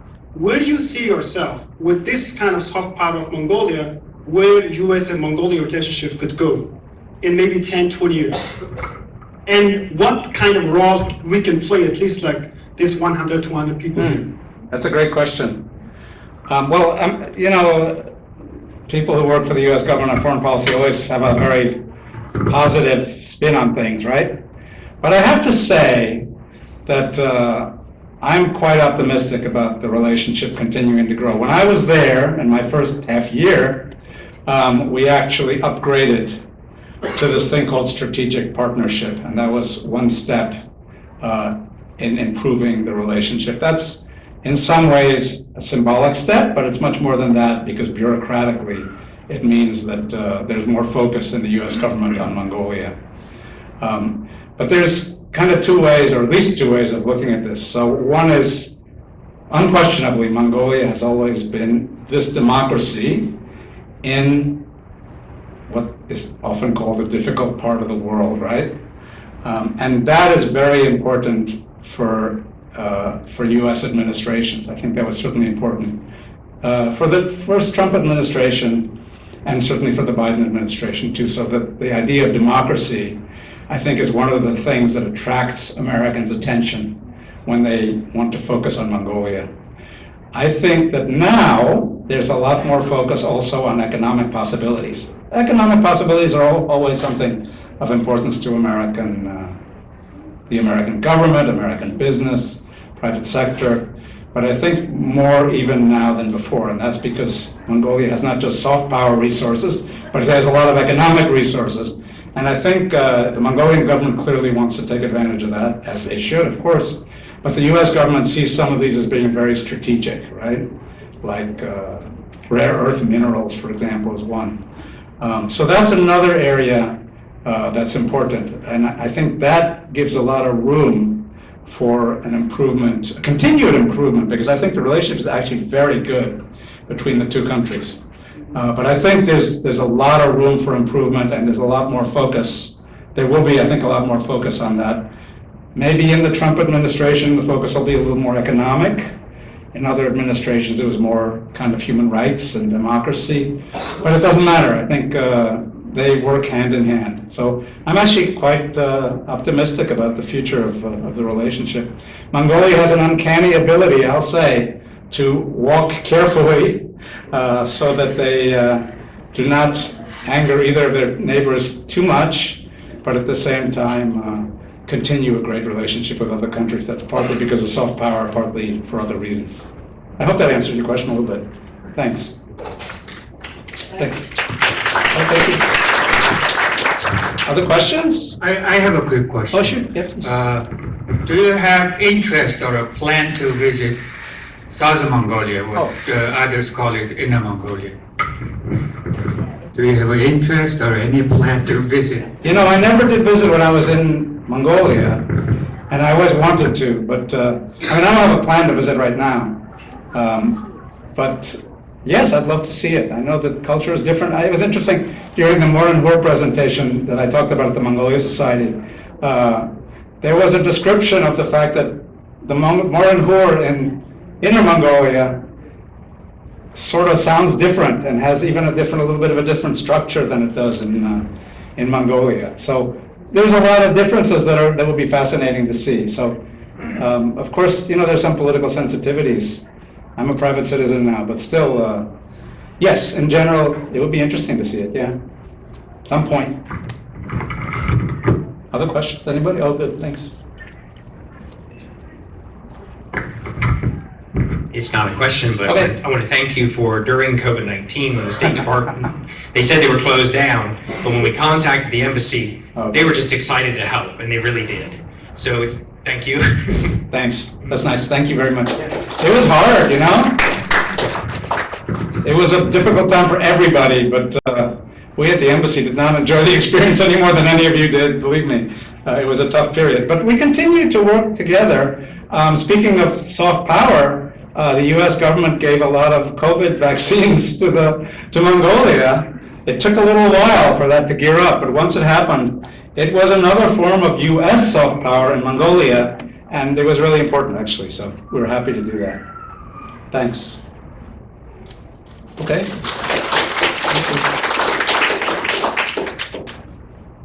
Well, thank you in that case, unless somebody has a question. Anyway, I really enjoyed it. Thank you very, very much. Oh, you have more questions? Good. Fine. Good. Michael, I have been, of course, the question you have answered is very sensitive to answer, and of course, it's been private conversations, many things could happen. In terms of Mongolian language, let's say Mongolian language, Mongolian script, whether it's Uyghur Mongolian or Tut Mongolian language, Totusik, how you see yourself, because you have learned Mongolian language, you tried it, and what is the possibility of monetizing Mongolian culture and heritage in America, among American people, just in case if it becomes a potential business? Can you define monetizing? I'm not sure. You have to make business out of it, which means teaching Mongolian language, where you see yourself, because benefit of learning Mongolian language, only thing that, because Mongolian parents, we spend a couple $100 a month to teach our kids Mongolian language, it's worth it. And we know where our investment is going, return on investment is really high, but what do you think about American people?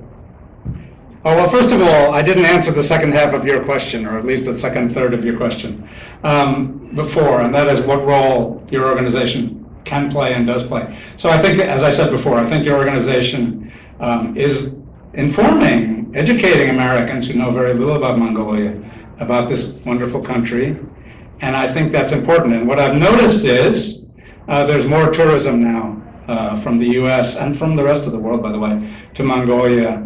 Maybe that's partly post-COVID enthusiasm, but I think it's more than that. I think infrastructure for tourism is slowly improving, or even more than slowly improving, it's improving in Mongolia. So I think for all of you to be letting the Americans who know very little about Mongolia, letting them know about that country and how wonderful it is, I think that's the biggest role you can play. And it's important economically, actually for both countries, but it's also, from a political point of view, very important. I think now United Airlines is talking about direct flights, isn't that right? In May. Yeah, so, okay, so we already have, signs that it'll be easier and therefore cheaper to get to Mongolia from a place like the US, where it's very far and expensive, as you all know, and I do too. But I think that's one positive thing. For a long time while I was in Mongolia, the talk of direct flights was one of the things that excited people most. It was a slow bureaucratic process, but I think we've made actually very good progress. And if we have direct flights, of course they're not going to be every day, but if you have direct flights, I think again, it'll be important economically for Mongolia, and I think it'll be important for the US, so that there's more opportunity to see this great country. Thank you. Will that be reciprocal? Will MEAS fly here? I think it'll be reciprocal. Yeah, it'll be round trip, right? The flight? No, Mia will fly here too. Yeah, the MIA is doing the business feasibility study on it. And Oh. also we would have to have the technical certification or, technical Oh, yeah. inspection from US side. Right. Make sure that the airport is good for, direct flight for American aviation companies, as well as vice versa, Mongolian yet to fly here. So we expect to have Mongolian airline to fly between the two countries probably at the end of the next year. But not on the East Coast, but more likely on the West Coast. Yeah. Yeah, that's what I meant about the bureaucratic challenges. It's a lot harder to establish direct flights than people think. It's a very complicated process, but it's worth it. Well, thank you very, very much. I really enjoyed it, and thank you. Thank you for that. So we can take a break now. We'll reconvene at 3:30. Is that all right, Phil? Here we have Sally Greenland, Sally McLean Greenland, who's going to speak on the topic of She Who Rules the World, Succession, Political Authority, and the women who assumed the office of Great Khan in the early Mongol Empire. Seems there were a lot of feminists back then. So a little bit about Sally. She's a PhD candidate in the history department of Columbia University. She studies the complexities of the Mongol Empire and its successor states under the supervision of professors Robert Hines, Morris Wasabi, and Nicola Di Cosmo. So two of those have been previous speakers at this Chinggis Khan event. So now we actually have an academic descendant, you might say, of earlier speakers. So with that, let me introduce Sally, and we're going to hear a very intriguing talk, I'm sure.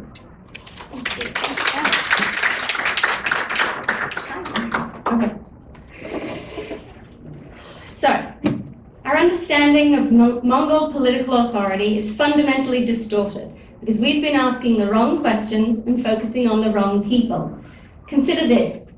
Between Chinggis Khan's death in 1227 and Möngke's election in 1251, elected Great Khans governed for just 14 years combined. Unelected rulers, primarily women, governed for 10 years officially, but almost 16 in reality. They ruled longer and kept expanding the empire further, yet we've relegated them to the footnotes of history. We can no longer neglect them. It's time to rethink how we understand leadership in the Mongol Empire, particularly the functions and authority of women who filled the position of Great Khan. Let me show you what we've been missing. Let me see. In 1248, when the Great Khan Buyuk died after only 20 months on the throne, Ogul-Chimish assumed command of the empire that spanned 7.5 million square miles. From her position at the head of the empire, she sent this message to France's Louis IX.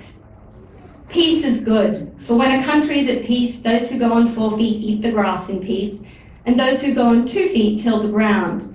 This we send you for warning, for you cannot have peace if you are not at peace with us. We bid you then, every year, to send us of your gold and silver, so much as may win you our friendship. If you do not do this, we shall destroy you and your people. These weren't empty threats. Ogul-Chimish had inherited a vast territory that had steadily expanded under her mother-in-law, Torgin Khatun. Yet today, we know remarkably little about either of these women who ran the largest empire the world has ever seen. So today, we're going to talk about the Great Khans who weren't elected and how they ruled from the empire's highest political office.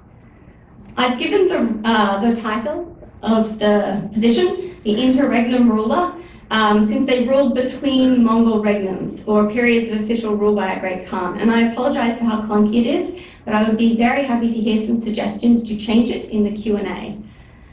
So, while the position was filled by men and women, because its longest tenure holders were women, we're going to look at the women who filled the office of Great Khan.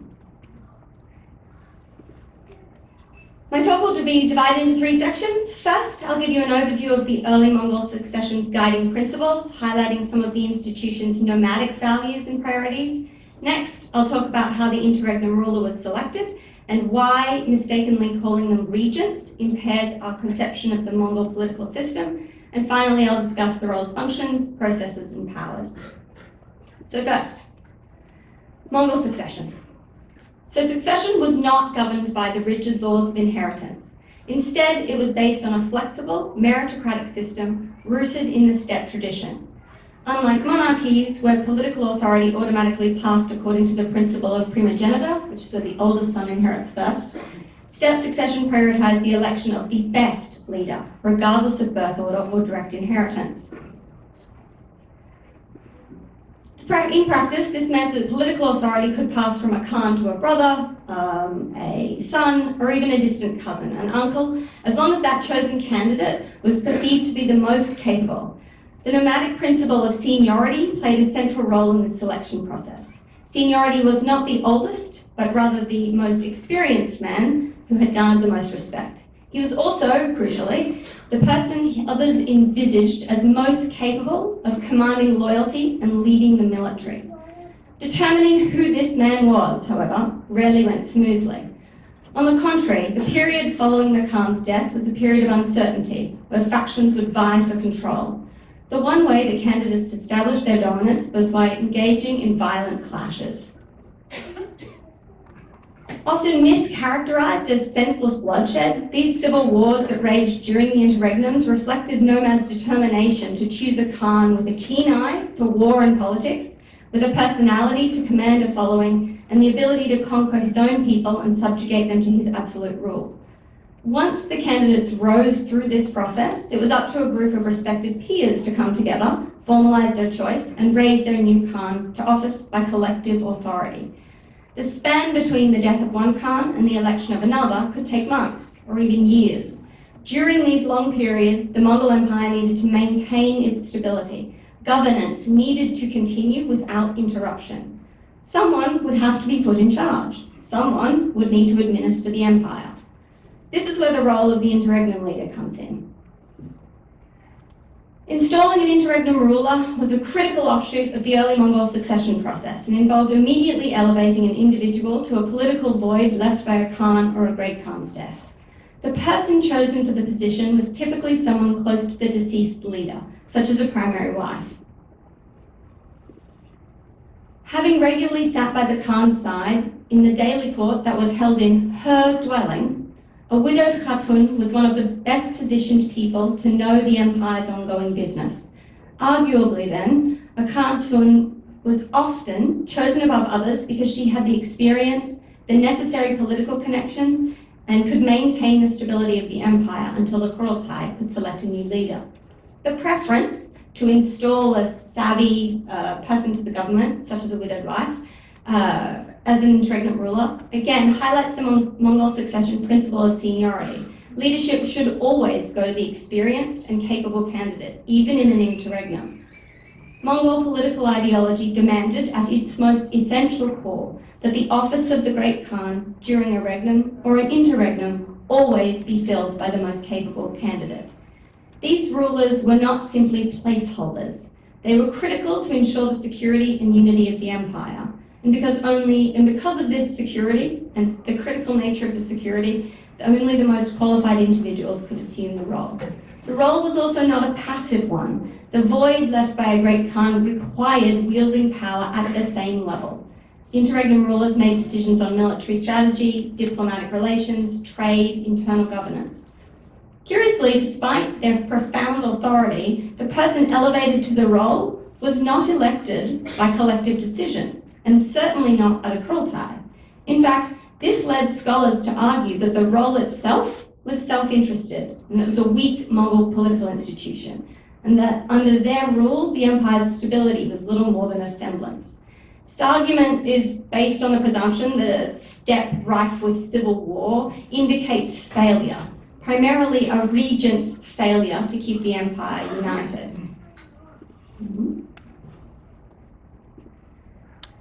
Scholars misidentify Mongol interregnum rulers, however, as regents. Regents are appointed to govern in place of a monarch who is absent, incapacitated, or considered a minor. But a Mongol interregnum ruler did not wield political authority based on an absent or incapacitated Khan. The single precondition of their installation was that the Khan was dead. They also didn't rule in lieu of a minor, because the Mongols never elected a child to be their great Khan. Mongol succession as an idea was intentionally made flexible to avoid this exact scenario. It could not tolerate inexperience. It could not elect children. The Mongol principle of seniority prioritized the most experienced candidates, and those candidates were always adults. Fundamentally, to be a regent, you have to wield someone else's legitimate power on their behalf. Torgin was a regent when she ruled for 6.5 years on behalf of Ogedei after he basically retired at the 1235 Kurultai. She was not, however, a regent when she ruled in her own right between Ogedei's death and Luyuk's election. The Mongol succession process is a post-mortem process. No one knew who the great Khan would be until they were installed. No one could have become a regent based on the fact that no one could elect a child. Khans on the steppe did not officially designate their heir. Some made suggestions, but statistically their preferences were actually undermined more than they were upheld. Even Chinggis did not officially designate his heir. Ogedei, Chinggis' pick to succeed him, only became the great Khan after participants of the 1229 Kurultai decided by collective agreement to install him. For the 2 years between Chinggis' death and Ogedei's election, Tului Khan actually ruled over the empire as its interregnum leader. And Tului's rule might have been because Bort predeceased Chinggis, but I'm not sure. You can ask me in about a year's time when I'll be done. The Mongol interregnum ruler could not be a regent because the Mongol succession process didn't designate heirs. Life was tenuous, the steppe was harsh, and if the Khan was dead, it was now especially violent for anyone contending for the throne. Scholars who accuse the position of being self-interested as a weak Mongol political institution, a sham or a token of stability and unity, just because of these succession wars, misses the point. This ruler was not put in place to prevent the very violence that was essential to determining the empire's next leader. She was put in place to offer the Mongol Empire ideological stability and unity. With this in mind, I'll turn to the next part of my presentation, which is the interregnum ruler's functions, processes, and powers. So apart from maintaining political consistency, which we've discussed, an interregnum ruler's function was ideological. It was their duty to protect the throne from violence and to protect the Mongol political process. This person harbored the idea of the ideology of Khanship itself, that a single person had the right to rule over others, whilst also simultaneously guarding the office as an emblem of the group's political right to choose their leader together by collective authority in communal election. Holding the empire steady, she prevented candidates and stakeholders rushing to grab power, attempt coup, or dissolve the empire before a Kurultai had spoken. In fact, despite the militarized culture and wars of succession, no great Khan was ever installed by military coup or proclamation. Torgin Khatun had been ruling the empire for several years, first in her husband's place and then in her own right, when she performed this exact function by protecting the integrity of the throne from Chinggis' younger brother, Timush. After his nephew Ogedei's death, Timush had been one of the empire's eldest and most senior Chinggis elites. He was also a serious candidate for the throne, but reportedly frustrated by the endless machinations delaying the selection of a great Khan, and perhaps convinced that his claim was the strongest, Timush marched to the head of a large army, intending to seize the throne by force and violence.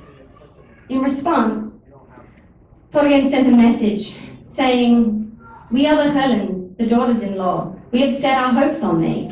What is the meaning of thy coming with an army and so much gear and equipment? The whole of the Urus have been disturbed." Emphasizing the many ways she could halt his progress, Torgin then sent Timush's own son, a man she had been long holding as hostage in her camp. She sent him back to his father to reiterate the seriousness of her message. After hearing from Torgin, Temujin was reportedly ashamed, regretted his actions, and excused himself on the pretense that some disaster had befallen him and he was in mourning. Rashid al-Din's report of Torgin's response reads as a terse-lipped rebuke of disrespectful and boorish behaviour. Her thinly veiled snub accuses one of the empire's most senior members of forgetting his place. As a candidate in the process tightly bound by expectations of acceptable and unacceptable behaviour.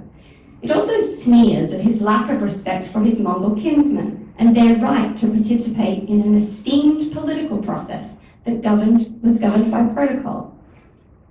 When he initially set out with his army, Temujin was willing to risk personally disrespecting Torgin.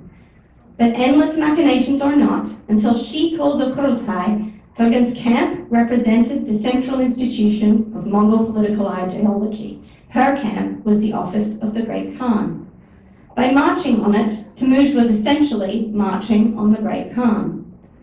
The community that saw Temujin was prepared to overturn protocol and process and install himself by military coup would not tolerate it.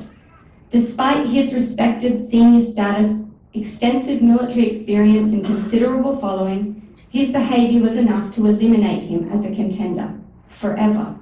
Temujin never made another bid for the Mongol throne. As this interaction shows, interregnum rulers like Torgin and Ogil Chaimesh after her did not receive universal admiration or unwavering support from their Chinggisid peers. Yet their authority to oversee process and protocol was without question, especially when it came to electing a new Great Khan at the empire's grandest event, a Qurultai. This event met on the summons of the interregnum ruler. But while the Qurultai was an astounding spectacle of revelry, planning one was the absolute opposite. Organising the event required extensive, persistent correspondence with endless stakeholders. It was routinely delayed by internal squabbles, domestic and foreign wars, illness, death, and bouts of prohibitive weather across millions of square miles of territory.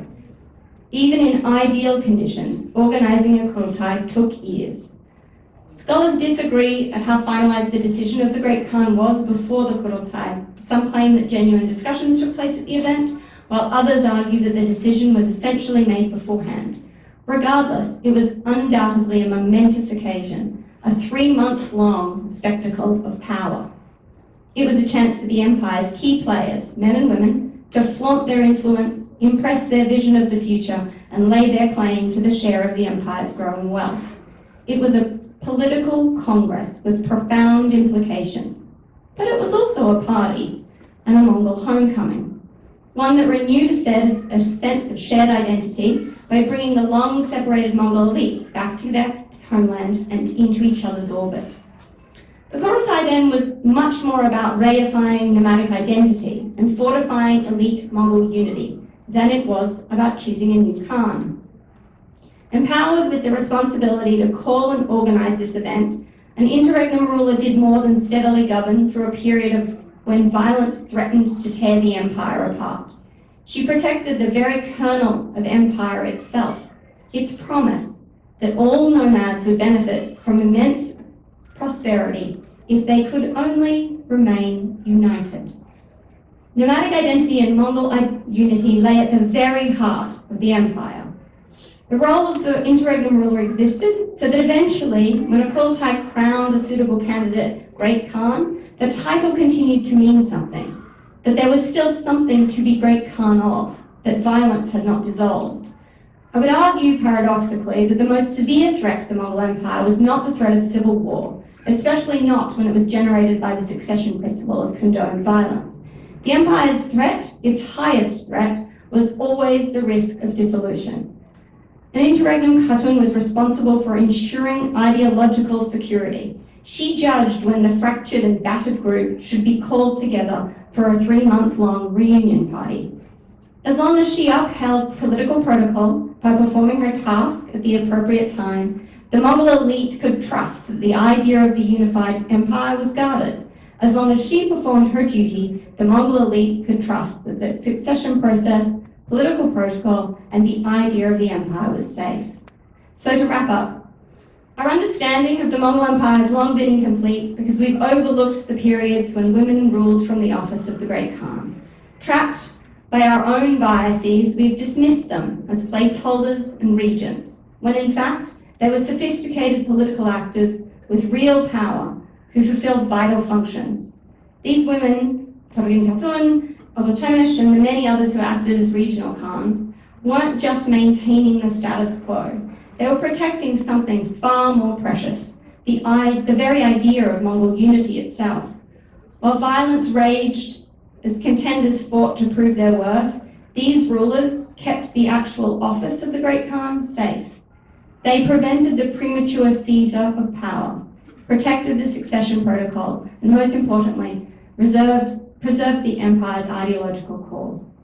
The role of interregnum ruler was, in many ways, an embodiment of the Mongols' political system's sophistication. These rulers had to balance seemingly contradictory forces. They had to protect the throne while allowing controlled violence to determine the worthy successors. They had to wield absolute authority while preserving the collective right to choose the Khan. They had to maintain unity while allowing the divisive process of selection to unfold. Perhaps most remarkably, when the time was right, they organized the Kurultai, which was not just an election, but a profound celebration of Mongol identity that brought scattered elites back together, renewed the crucial bonds that kept the largest empire in the world, that kept together the largest empire the world had ever seen. This position, and the women who held it, weren't footnotes in history, they were central to it. They ruled for as long as their elected counterparts. They maintained the empire's expansion, and most crucially, they ensured that when a new Khan was finally chosen, there was still an empire left to rule. It's time we recognize these women for what they truly were. Not regents, not placeholders, but rulers who filled the office of the Great Khan in their own right. Women who wielded real power and protected the very essence of what made the Mongol Empire possible. Thanks.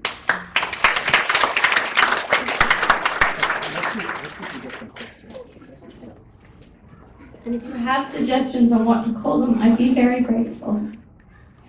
So that was a fascinating overview of the role of Khatun, I guess, Khatuns and this interregnum period, a very important part of Mongolian history, and I did not know the significance of the Khatuns in this. So let's open it up. Do we have any questions from the audience? Yes, Michael. Well, first of all, thank you. That was really interesting, and I mean, I learned a lot from it, I have to say. But I guess what I wanted to ask. Proud. That too, right? Yeah, exactly. I just wanted to ask the fact that they're not well known, right? In academic circles and more generally, do you think that's because they were in an interregnum status, so it's kind of hard for historians to deal with it? Or was it, to use the simplest word I can think of, sexism? A bit of both. Okay. I think the historians since the 17th century who've been reading through a lot of the sources have been very interested in the actions of the men in those sources. The sources that they're reading were also written by men who understood power understood power when it came in the male form and didn't understand power when it came in the female form. So just, on a numbers basis, the statistics are the male sections of the sources are much larger. They seem to imply that they're doing the same stuff, but literally Rashid al-Din says at one of his points, like, I'm so sorry I keep talking about women, but they were in charge of a lot of stuff, so I kind of have to. So there's even admissions in the text to say, the original text from the 15th century that say, these women were so important we can't write them out. So I think it's a bit of a combination of the original text saying that and then scholars, of the last 100 years not being interested in women. But the other part is also relevant, right? The fact that it's an interregnum, so people don't know how to deal with it. Yeah, but the same thing, like it's an interregnum because we've chosen it to be an interregnum. If you want to say they're a regent and they channel someone else's authority. A lot of women in, for instance, European history have been dismissed in that same way. So I think it was just copy-paste instead of being like, oh, hold on, this is a completely different political system. Instead of pasting our version on, we should actually just think about it on its own terms. So yeah, that's my theory.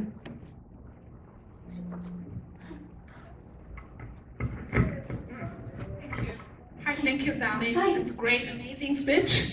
I want to ask maybe a casual question. I'm interested, what brought you into the research? And what do you find is most difficult parts in the research? Because as everyone can understand, if you're doing East Asian studies for like 800 years ago, there could have a lot of problem in finding resources, or in this special perspective that all the history writers are probably predominantly male. And for this, you are researching women's history. And also, even as a Mongolian, we know there was a very amazing established women leaders in the history, but they are, as you correctly pointed out, in a lot of ways silent. So I'm just wondering, for you, I would assume your native language is not Mongolian. I'm Australian, yeah. Yes, and what do you think is the most difficult part in this? And the first question, don't forget it. Yeah, what brought you here?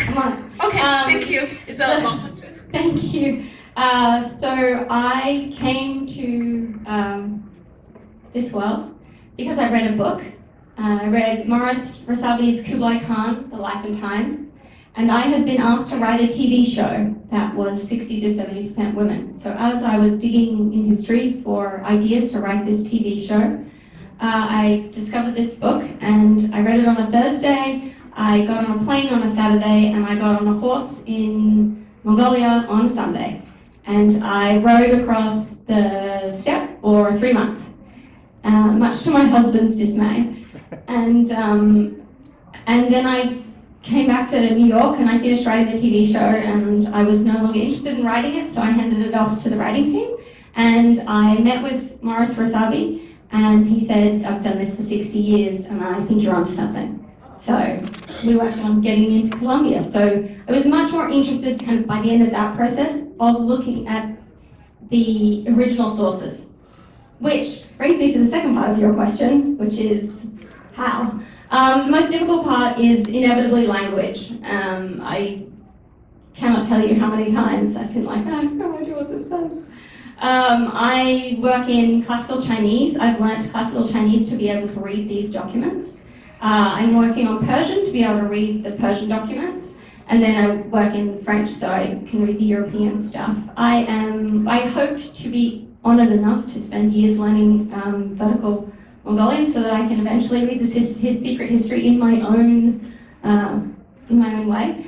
But ultimately, just like every other historian or person working on the Mongol Empire, you have to rely on your peers.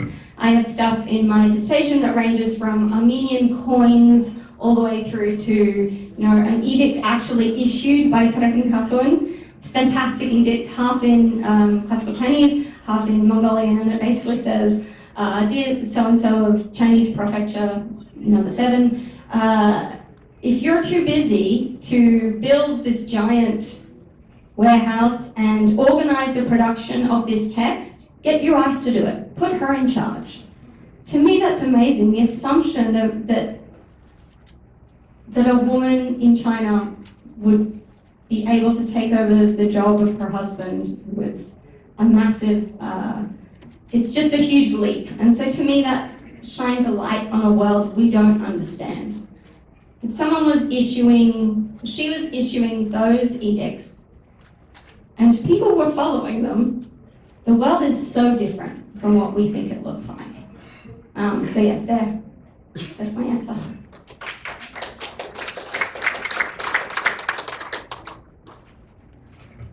If you only have time. Thank you for the speech. It's really nice. Also, another wonderful, almost PhD level dissertation to us in a very short period of time. Thank you so much for spending all these years to learn Chinese, Persian, and also that's I promise to get to Mongolian, I promise. Awesome, thank you. And my question is like one question, but two sets is number one, what the West can learn from whichever you are. Of course, this is very academic. The politics is quite away from academic knowledge. However, just in your personal opinion, what the West, especially like America, you know, EU, United Nations, just to have the West, we should learn from all these lessons, which practiced for a few hundred years or more than that, number one. Number two, what Mongolia should learn from it. Of course, we have all this wonderful history and everything, but nowhere, at least in my personal study, Mongolians trying to go back to what we implemented for hundreds of years. So what do you think we should learn from our own lessons, which practiced for hundreds of years, and what the West should learn from it too? Thank you. So the two parts, the first is what should the West learn. I think I'd probably wrap up in what should the world learn, only because I'm from Australia and it feels a long way from, I guess, the European world. It's really got to be something I think I'll probably say for the next part, and that is to take what the thing needs to service it. Instead of trying to constantly wedge the world into a vision that we are so determined it must look like, if we just stop and evaluate what the actual thing needs, what the process might look like, if we treated people with respect, if we believed them, if we engaged with every person that was before us, I think we'd have a really different version of the world than we currently have. I feel like the current version of Mongol history does a lot of work to push out the very essence of Mongol history. It pushes out its nomadic nature.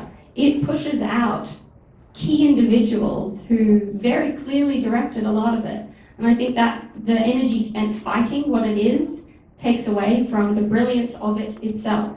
And I think my recommendation for Mongolia today would be something similar. You know, we all spend a lot of time looking to the leaders of the largest economic leaders in the world. But by doing that, particularly the nomadic nature of Mongolia gets squashed. And yet it is what makes the country and the idea of the country incredible. And I think that's what I find so impressive about this political system. It wasn't trying to be anyone else. It really lent into its values and its cultural assumptions, and it made an incredible system that was able to rule the world. And I think that's, I mean, as cheesy as it sounds, I think if we really trust ourselves and the things we stand for, we inherently gain power. Okay, so in the interest of time, Sally, I know there's probably many more questions, but maybe we can, you know, if anybody has a question, we can take it to Sally during the next, before dinner. So, yeah. Okay, so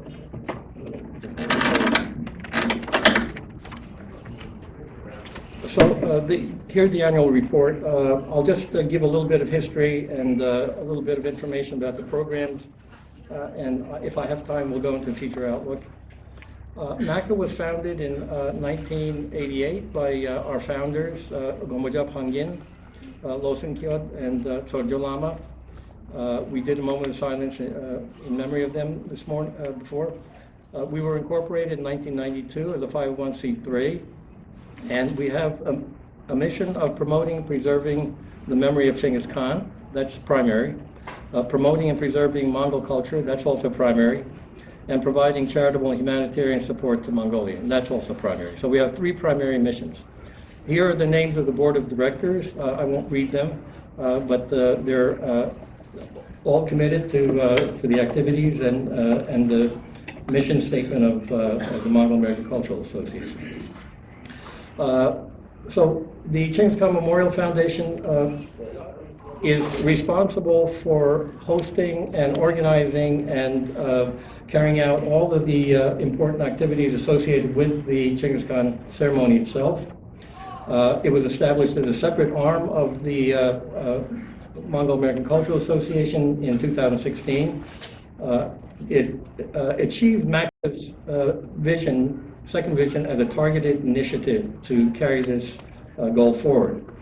And it's consistent with the One Mongol principle, which we heard quite a bit about before in different settings. I think Michael touched on it, Sally certainly touched on it, that seeks to promote the view that all Mongol peoples all over the world share a common cultural and historical origin.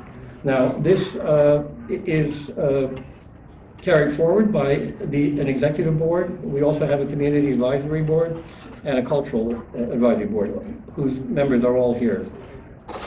The scholarly and cultural support, here are just a few of them. I'm not going to read all of them, but this is basically the report. The annual Dilawag Memorial Service, the annual Torjalama Memorial Service, the TMBCC support, the annual MCC conference in Washington, the Mongolia Society annual meeting. We support all of these. We also have a scholar in residence, Dr. Gilyana Dorjieva, who we'll hear from shortly, and Dr. Darina Gadeva. And this year we provided Zud relief to Mongolia, and we also had a program supporting the Wildlife Conservation Society.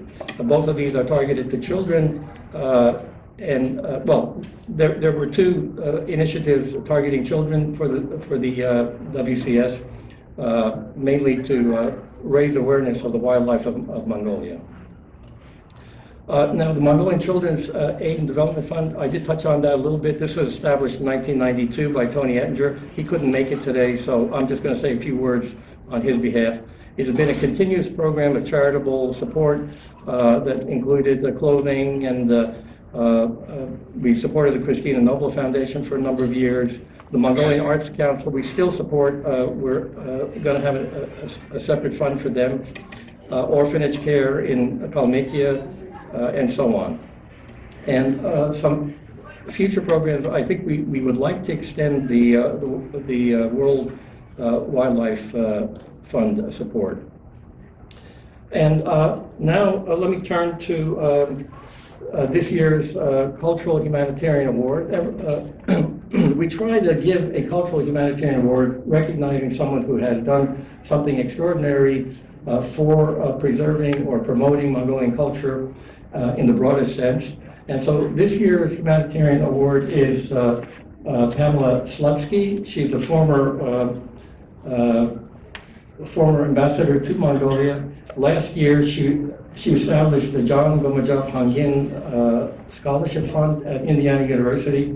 And as part of this award, Michael Klachevsky is here to accept the award on her behalf. So, Michael.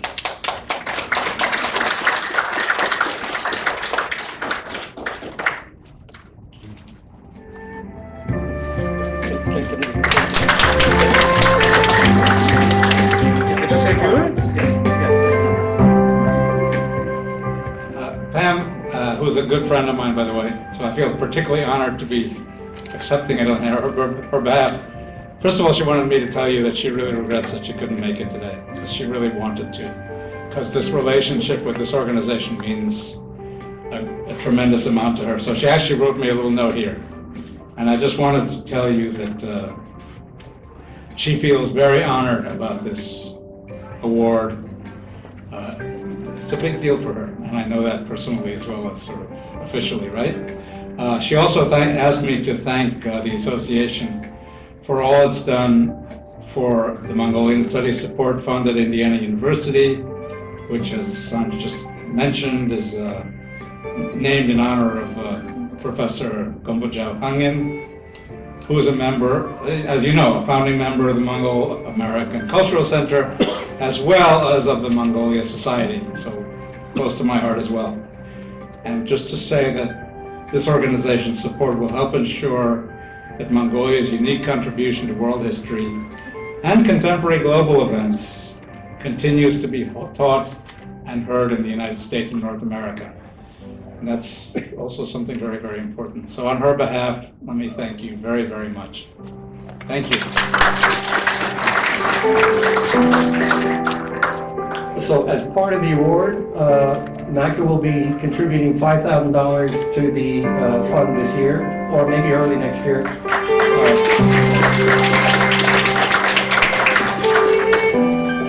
So let me just end by, what can you do if you share some of the goals and mission of the Mongol American Cultural Association? Just a few words. You can support local Mongol artists. You can support Mongol language schools, encourage your children to learn Mongolian, and honor the memory of Chinggis Khan. That is some of the things you can do. Sam might have, brought up the question before of, how do we monetize Mongol culture? And we can tell you from our experience that it's not possible to monetize the Chinggis Khan ceremony because we lose money every year, typically $10,000 or more in hosting this. So we never make any money on this. So it's not, that's our experience. Don't think you can monetize Chinggis Khan. It's not going to happen. Okay, and of course you can join with MACA and the Chinggis Khan Memorial Foundation to promote the mission too. So those are some simple things that people can do if you so choose. And Chulu, yeah. So let me turn it over to Chulu. So now we start Darina and So let me introduce MACA scholar in residence, Dr. Yelena Dorjieva. She is a graduate of the St. Petersburg Music Conservatory. She's an ethnomusicologist, is that right? Yeah, and has helped support Mongolian culture initiatives that MACA has been involved in for the past 5 years. And it's a great honor for us to give Yelena the opportunity to speak on her recent field trip. Thank you.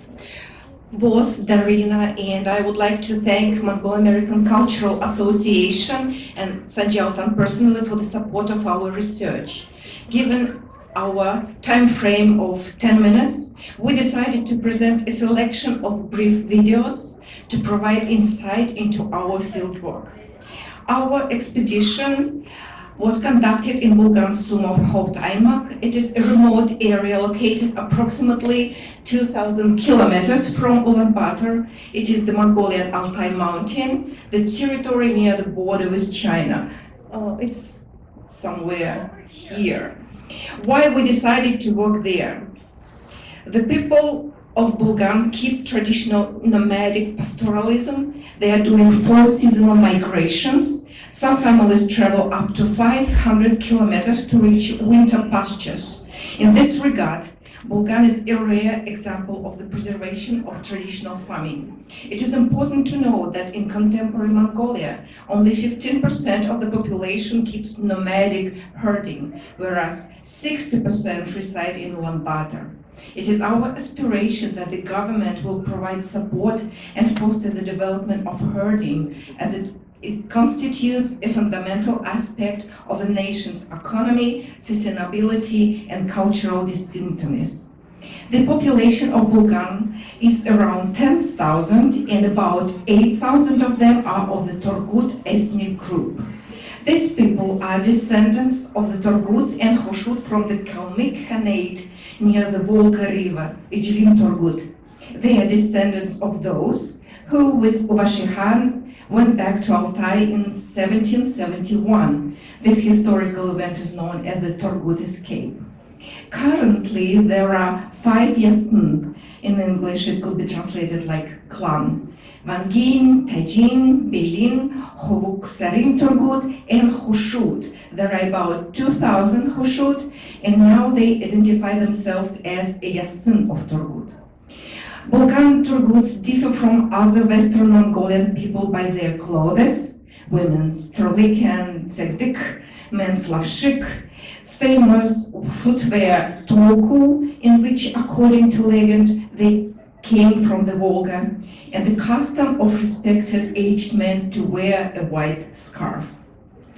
For Bulgan Torguts, the mountains, springs, the Bulgan River are still inhabited by spirits. Lulusan, Sabdak. Relation with these spirits have strict rules. One of our significant discoveries includes narratives surrounding the magical stone Zadar. the magical stone to make rain and to change the weather. We have documented a written incantation in classical Todobichik, and Arena will present these materials during the upcoming annual conference of American Culture for Mongolian Studies. Each Yasen worshipped its own mountain. On September 8, we participated in the veneration of the Bayin sacred mountain of Tajin Dorgut and Hoshils. There is an award at the summit of this mountain, and access there is allowed to men only. However, a collective prayer was organized at the base of the mountain. You will watch video segments including an offering to the fire, a prayer led by Buddhist monks, and the dedication of sheep to the Lord of these ancestral mountains.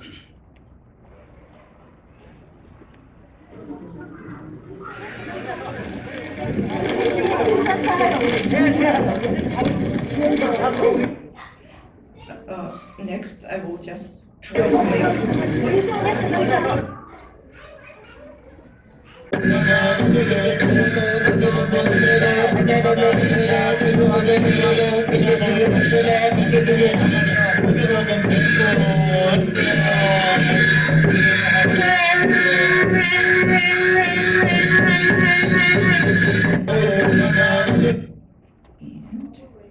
Citriamal, I'm sorry, cannot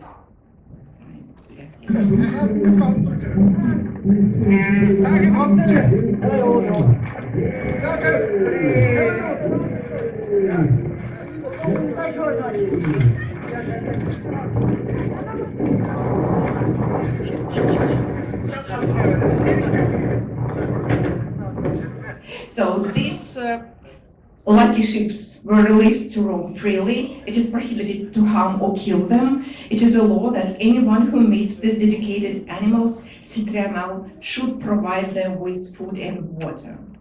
And now let me introduce the main singer of our presentation, Domma Khubilai Khan. She is 93 or 92. In 1943, her parents escaped from Hobuksar in Xinjiang, which is now the territory of China. Her song of Lost Girl, when I saw the nomadic camp early in the morning, I thought it was my parents, but it turned out to be a camp of neighbors. No matter how numerous the nomadic camp of neighbors was, it cannot compare with you, my dear ones. This song and the story about that song date back to the time of the Turgut flight from the Volga. This story could be easily adapted into a movie. So there were a young man and his beloved girl. When the boy, his name was Sukvin Mende, and his family departed on the appointed day, we know that the date was kept secret. The girl was in a distant pasture and was left behind. Sukvin Mende, with his parents, arrived to Hobuksar, but he could not forget his love and chose not to marry. At the age of 30, he decided to come back to Volga and find her. It was winter, and to tackle the challenging journey across the frozen Volga, he rode a male camel in its mating season. Only a male camel with such a wild spirit could navigate this hardship. The story had a happy end. Sukvin Mende found his beloved and brought her to Hobuksar. Domma shared that this song is part of her family history. Sukvin Mende was one of their family, and this song has been preserved through generation in their family.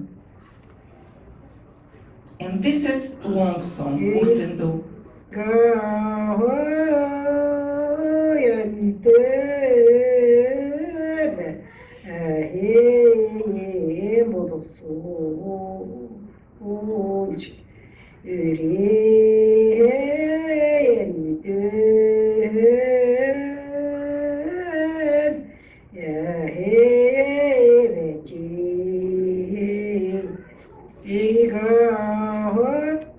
We met great singers and captured a range of recordings, but sadly, Urtendo long songs as well as traditional dances, bivilge, are fading from the nowadays life of Bulgan.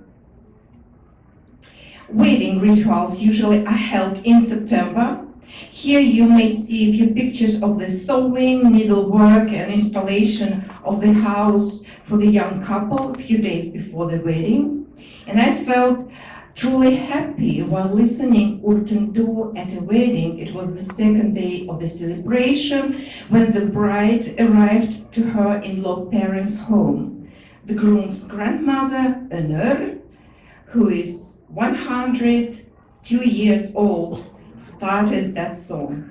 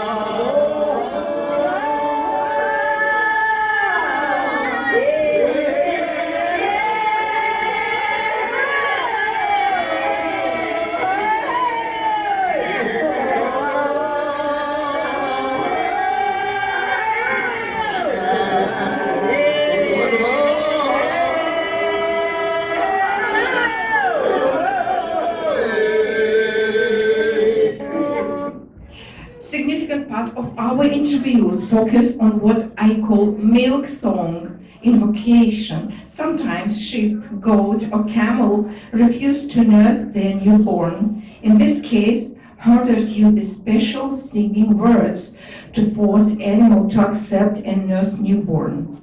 For communication with the sheep, herders use special words, pega or toga, like this.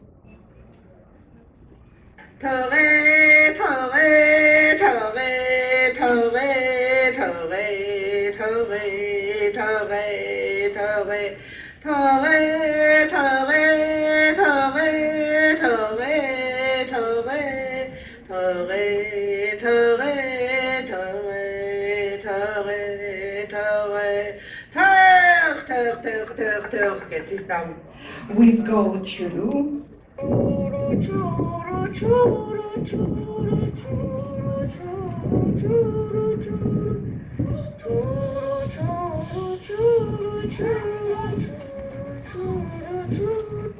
Here, and at the conclusion, I would like to present the performance of the Chinggis Khan warrior song. It's a very unusual song.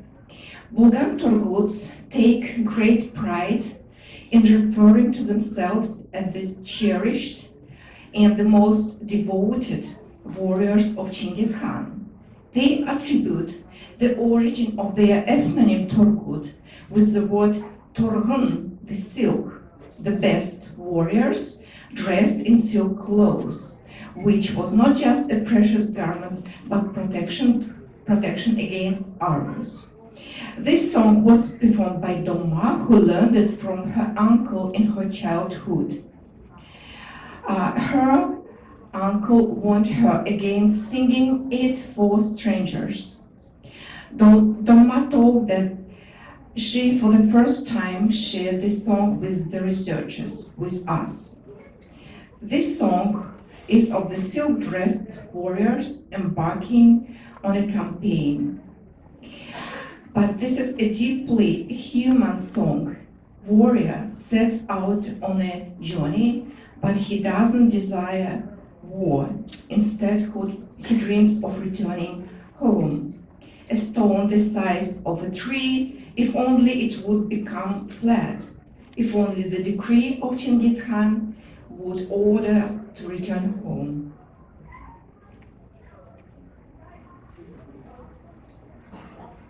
Harman çimen çoğu haftıs ki hıyanat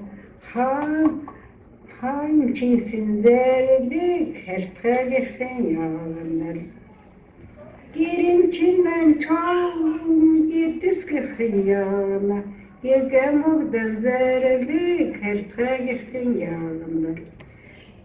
So here I have to stop and thank you for including our report in today's program. I would like to convey my sincere appreciation and gratitude for supporting our fieldwork, which has enabled us to engage with, learn from, and document invaluable materials. I believe that a deeper understanding of our history and tradition will lead to a more sustainable future by honoring the diverse Mongolic languages and cultures. We could make stronger the future of Mongolia.